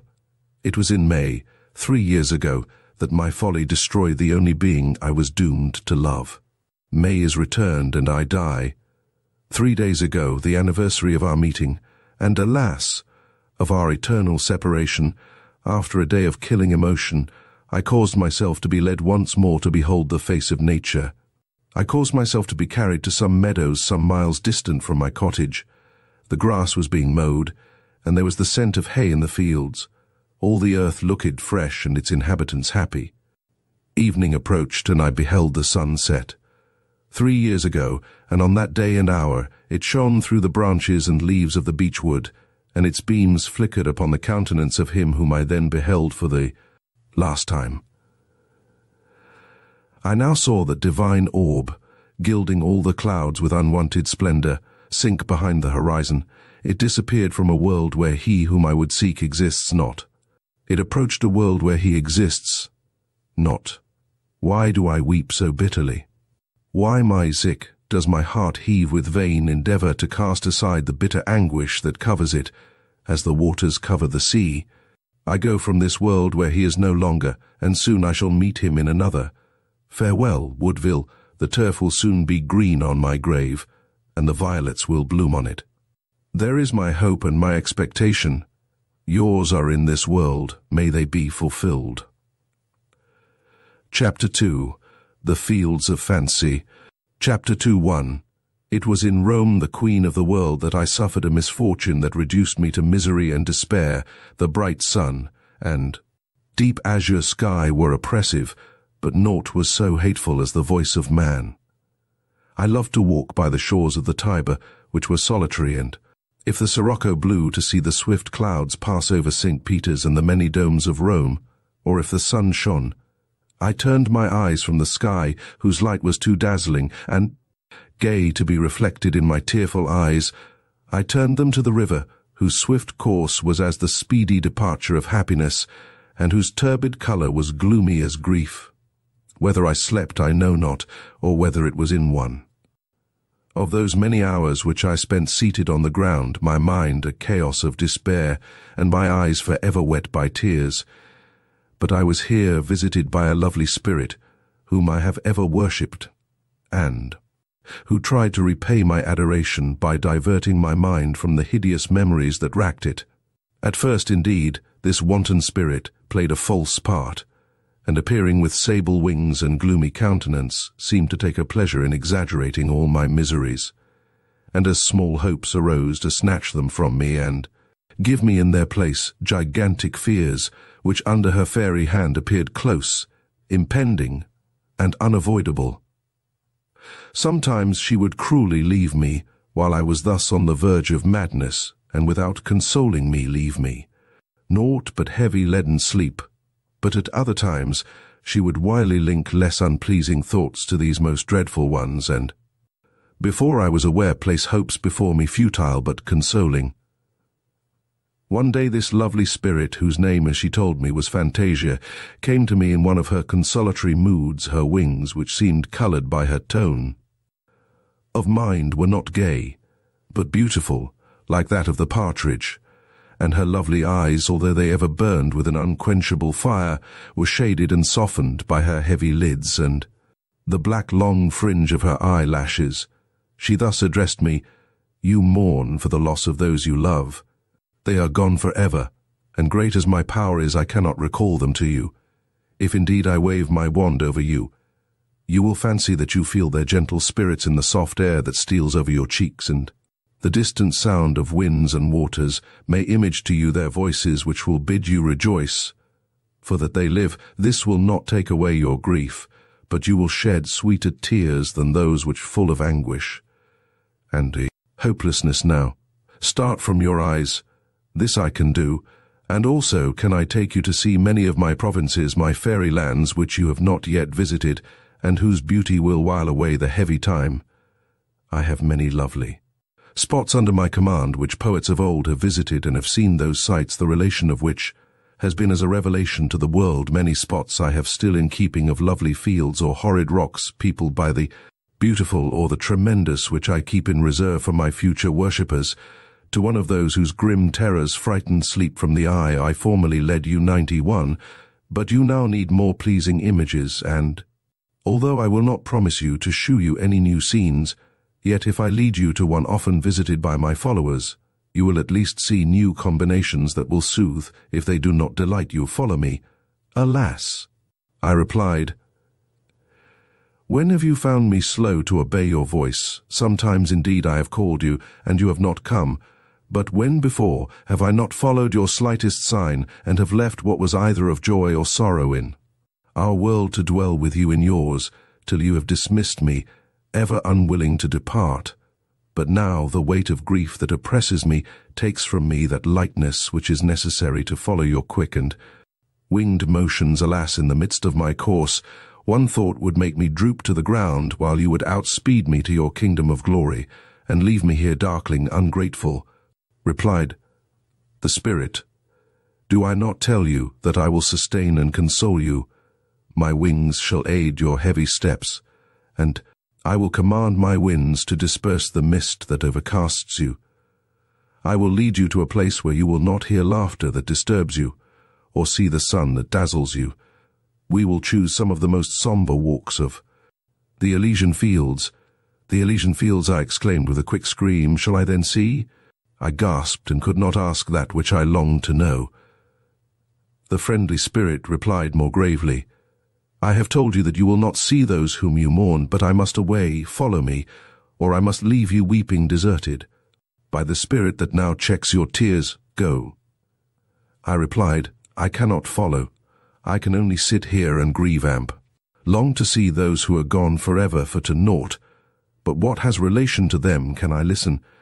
The spirit left me to groan, and weep, to wish the sun quenched in eternal darkness, to accuse the air, the waters, all the universe of my utter and irremediable misery. Fantasia came again, and ever when she came, tempted me to follow her, but as to follow her was to leave for a while the thought of those loved ones whose memories were my all, although they were my torment. I dared not go stay with me. I cried, and helped me to clothe my bitter thoughts in lovelier colours. Give me hope, although fallacious, and images of what has been, although it never will be again, diversion. I cannot take cruel fairy, do you leave me, alas. All my joy fades at thy departure, but I may not follow thee. One day after one of these combats, when the spirit had left me, I wandered on along the banks of the river to try to disperse the excessive misery that I felt until overcome by fatigue. My eyes weighed down by tears. I lay down under the shade of trees and fell asleep. I slept long, and when I awoke, I knew not where I was.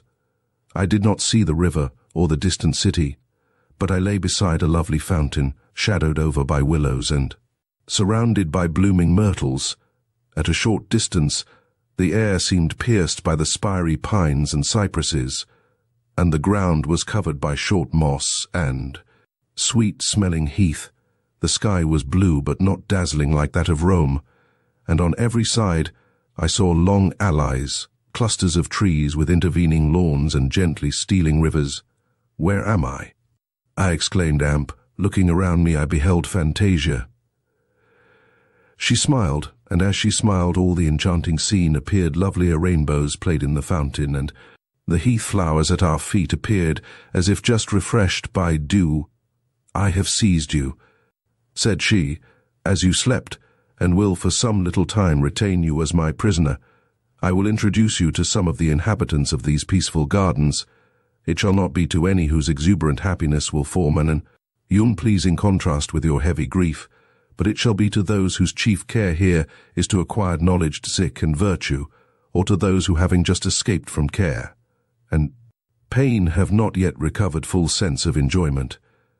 This part of these Elysian gardens is devoted to those who, as before in your world, wish to become wise and virtuous by study and action. Here endeavour after the same ends by contemplation. They are still unknowing of their final destination, but they have a clear knowledge of what on earth is only supposed by some, which is that their happiness now and hereafter depends upon their intellectual improvement. Nor do they only study the forms of this universe, but search deeply in their own minds, and love to meet and converse on all those high subjects of which the philosophers of Athens loved to treat, with deep feelings, but with no outward circumstances to excite their passions. You will perhaps imagine that their life is uniform and dull, but these sages are of that disposition, fitted to find wisdom in everything, and in every lovely colour or form ideas that excite their love. Besides, many years are consumed before they arrive here, when a soul, longing for knowledge and pining at its narrow conceptions, escapes from your earth. Many spirits wait to receive it, and to open its eyes to the mysteries of the universe. Many centuries are often consumed in these travels, and they at last retire here to digest their knowledge, and to become still wiser by thought and imagination, working upon memory. When the fitting period is accomplished, they leave this garden to inhabit another world, fitted for the reception of beings almost infinitely wise. But what this world is, neither can you conceive or I teach you. Some of the spirits whom you will see here are yet unknowing in the secrets of nature. They are those whom care and sorrow have consumed on earth, and whose hearts, although active in virtue, have been shut through suffering from knowledge, These spend some time here to recover their equanimity and to get a thirst of knowledge from converse with their wiser companions. They now securely hope to see again those whom they love, and know that it is ignorance alone that detains them from them. As for those who in your world knew not the loveliness of benevolence and justice, they are placed apart, some claimed by the evil spirit, and in vain sought for by the good. But she whose delight is to reform the wicked takes all she can, and delivers them to her ministers, not to be punished, but to be exercised and instructed, until acquiring a love of virtue, they are fitted for these gardens, where they will acquire a love of knowledge. As Fantasia talked, I saw various groups of figures as they walked among the allies of the gardens, or were seated on the grassy plots either in contemplation or conversation. Several advanced together towards the fountain where I sat. As they approached, I observed the principal figure to be that of a woman, about 40 years of age. Her eyes burned with a deep fire, and every line of her face expressed enthusiasm, and wisdom poetry seemed seated on her lips, which were beautifully formed, and every motion of her limbs, although not youthful, was inexpressibly graceful. Her black hair was bound in tresses round her head, and her brows were encompassed by a fillet. Her dress was that of a simple tunic bound at the waist by a broad girdle, and a mantle which fell over her left arm. She was encompassed by several youths of both sexes, who appeared to hang on her words and to catch the inspiration as it flowed from her, with looks either of eager wonder or steadfast attention, with eyes all bent towards her eloquent countenance, which beamed with the mind within. "I am going," said Fantasia, "but I leave my spirit with you, without which this scene would fade away. I leave you in good company. That female whose eyes, like the loveliest planet in the heavens, draw all to gaze on her, is the prophetess Diotima, the instructress of Socrates. The company about her are those just escaped from the world. There they were unthinking or misconducted in the pursuit of knowledge. She leads them to truth and wisdom, until the time comes when they shall be fitted for the journey through the universe, which all must one day undertake farewell. And now, gentlest reader, I must beg your indulgence. I am a being too weak to record the words of Diotima, her matchless wisdom and heavenly eloquence. What I shall repeat will be as the faint shadow of a tree by moonlight. Somewhat of the form will be preserved, but there will be no life in it. Plato alone of mortals could record the thoughts of Diotima hopeless. Therefore, I shall not dwell so much on her words as on those of her pupils, which being more earthly can better than hers be related by living lips. Diotima approached the fountain and seated herself on a mossy mound near it, and her disciples placed themselves on the grass near her. Without noticing me, who sat close under her, she continued her discourse, addressing as it happened one or other of her listeners. But before I attempt to repeat her words, I will describe the chief of these, whom she appeared to wish principally to impress.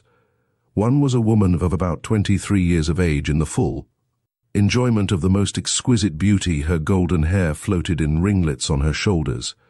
Her hazel eyes were shaded by heavy lids, and her mouth, the lips apart, seemed to breathe sensibility. But she appeared thoughtful and unhappy. Her cheek was pale. She seemed as if accustomed to suffer, and as if the lessons she now heard were the only words of wisdom to which she had ever listened. The youth beside her had a far different aspect. His form was emaciated nearly to a shadow. His features were handsome but thin and worn-amp. His eyes glistened as if animating the visage of decay. His forehead was expansive, but there was a doubt and perplexity in his looks that seemed to say that although he had sought wisdom, he had got entangled in some mysterious mazes from which he in vain endeavored to extricate himself. As Diotima spoke, his color went and came with quick changes, and the flexible muscles of his countenance shewed every impression that his mind received. He seemed one who in life had studied hard, but whose feeble frame sunk beneath the weight of the mere exertion of life. The spark of intelligence burned with uncommon strength within him, but that of life seemed ever on the eve of fading. At present I shall not describe any other of this group, but with deep attention try to recall in my memory some of the words of Diotima. They were words of fire, but their path is faintly marked on my recollection. 96. It requires a just hand, said she, continuing her discourse, to weigh and divide the good from evil on the earth. They are inextricably entangled, and if you would cast away what there appears an evil, a multitude of beneficial causes or effects cling to it, and mock your labor.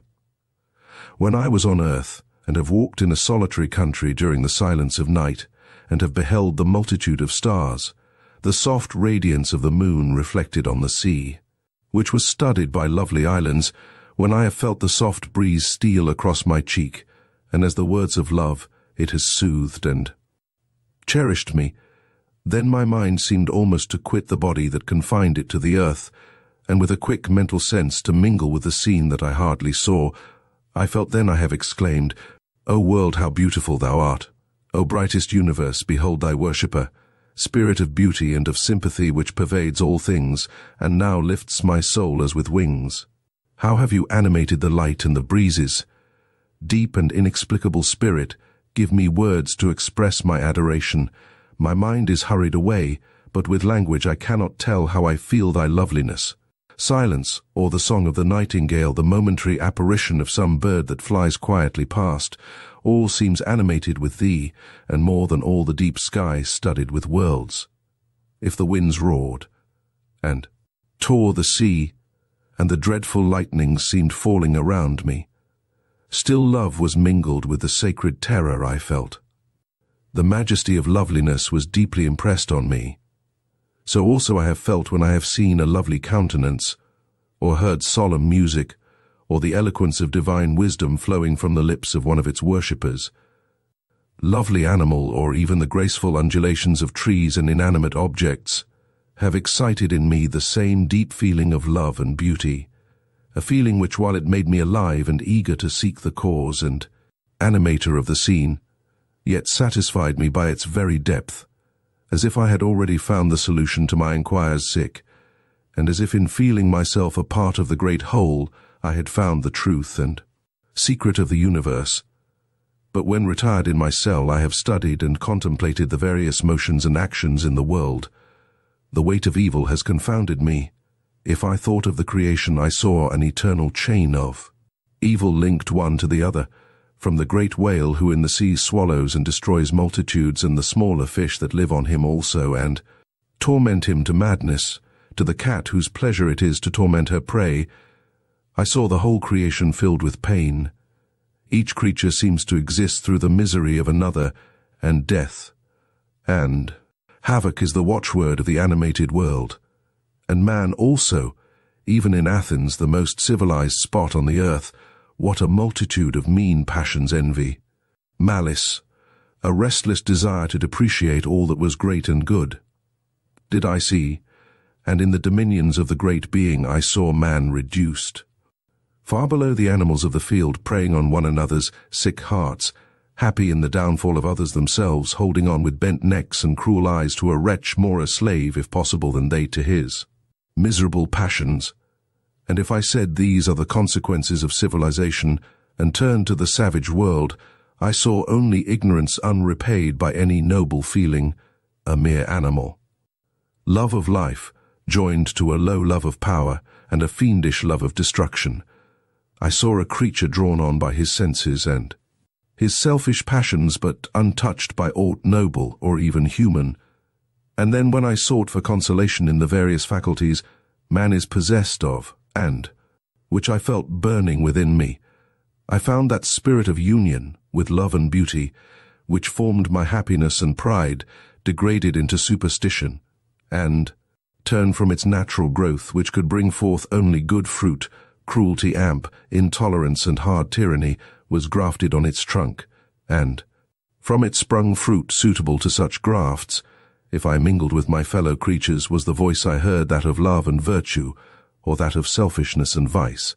Still misery was ever joined to it, and the tears of mankind formed a vast sea ever blown on by its sighs, and seldom illuminated by its smiles, such taking only one side of the picture, and Shutting wisdom from the view is a just portraiture of the creation as seen on earth, but when I compared the good and evil of the world and wished to divide them into two separate principles, I found them inextricably entwined together, and I was again cast into perplexity and doubt. I might have considered the earth as an imperfect formation, where having bad materials to work on the Creator could only palliate the evil effects of his combinations.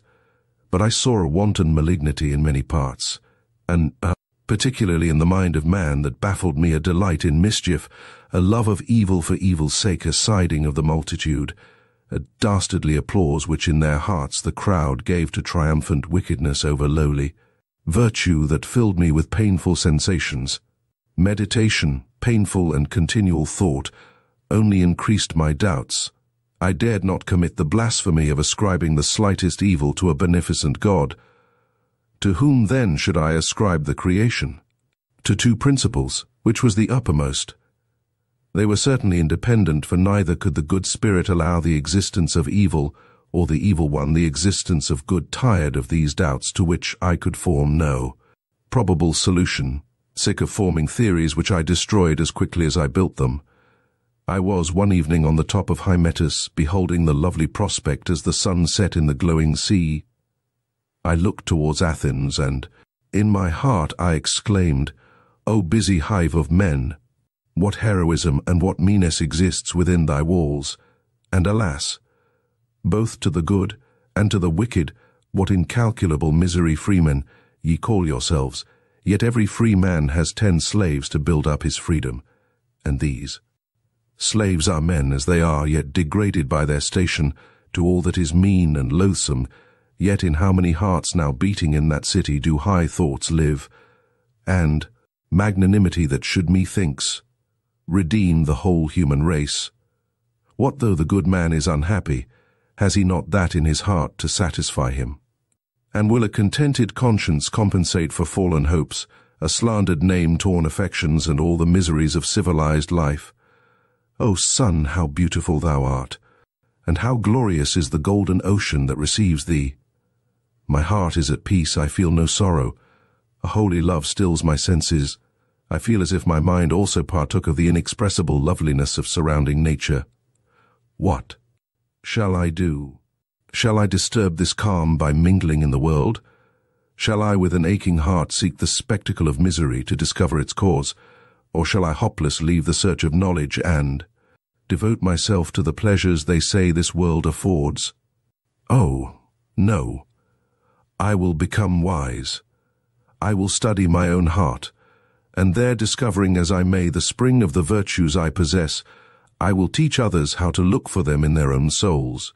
I will find whence arises this unquenchable love of beauty I possess, that seems the ruling star of my life. I will learn how I may direct it aright, and by what loving I may become more like that beauty which I adore. And when I have traced the steps of the godlike feeling which ennobles me and makes me that which I esteem myself to be, then I will teach others. And if I gain but one proselyte, if I can teach but one other mind what is the beauty which they ought to love, and what is the sympathy to which they ought to aspire, what is the true end of their being, which must be the true end of that of all men, then shall I be satisfied, and think I have done enough. Farewell doubts, painful meditation of evil amp, the great ever inexplicable cause of all that we see. I am content to be ignorant of all this, happy that not resting my mind on any unstable theories I have come to the conclusion that of the great secret of the universe I can know nothing. There is a veil before it. My eyes are not piercing enough to see through it, my arms not long enough to reach it, to withdraw it. I will study the end of my being. O thou universal love, inspire me, O thou beauty which I see glowing around me, lift me to a fit understanding of thee. Such was the conclusion of my long wanderings. I sought the end of my being, and I found it to be knowledge of itself. Nor think this a confined study. Not only did it lead me to search the mazes of the human soul, but I found that there existed naught on earth which contained not a part of that universal beauty with which it was my aim and object to become acquainted, the motions of the stars of heaven. The study of all that philosophers have unfolded of wondrous in nature became, as it were, the steps by which my soul rose to the full contemplation and enjoyment of the beautiful. O ye who have just escaped from the world, ye know not what fountains of love will be opened in your hearts, or what exquisite delight your minds will receive when the secrets of the world will be unfolded to you, and ye shall become acquainted with the beauty of the universe. Your souls, now growing eager for the acquirement of knowledge, will then rest in its possession, disengaged from every particle of evil, and knowing all things ye will, as it were, be mingled in the universe, and ye will become a part of that celestial beauty that you admire. 98. Diotima ceased, and a profound silence ensued. The youth, with his cheeks flushed and his eyes burning with the fire communicated from hers, still fixed them on her face, which was lifted to heaven, as in inspiration. The lovely female bent hers to the ground, and, after a deep sigh, was the first to break the silence. "O divinest prophetess," said she, "how new and, to me, how strange are your lessons, if such be the end of our being. How wayward a course did I pursue on earth, Diotima. You know not how torn affections and misery, incalculable misery, withers up the soul. How petty do the actions of our earthly life appear, when the whole universe is open to our gaze. Yet there our passions are deep and irresistible, and as we are floating hopeless, yet clinging to hope down the impetuous stream, can we perceive the beauty of its banks, which, alas, my soul was too turbid to reflect. If knowledge is the end of our being, why are passions and feelings implanted in us that hurries us from wisdom to self-concentrated misery and narrow selfish feeling? Is it as a trial? On earth I thought that I had well fulfilled my trial, and my last moments became peaceful with the reflection that I deserved no blame. But you take from me that feeling, my passions were there, my all too. Me and the hopeless misery that possessed me shut all love and all images of beauty from my soul nature, was to me as the blackest night, and, if rays of loveliness ever strayed into my darkness, it was only to draw bitter tears of hopeless anguish from my eyes. Oh, on earth, what consolation is there to misery? Your heart, I fear, replied Diotima, was broken by your sufferings, but if you had struggled, if when you found all hope of earthly happiness wither within you, while desire of it scorched your soul, if you had near you a friend to have raised you to the contemplation of beauty and the search of knowledge, you would have found, perhaps, not new hopes spring within you, but a new life distinct from that of passion by which you had before existed. Relate to me what this misery was that thus engrosses you. Tell me what were the vicissitudes of feeling that you endured on earth.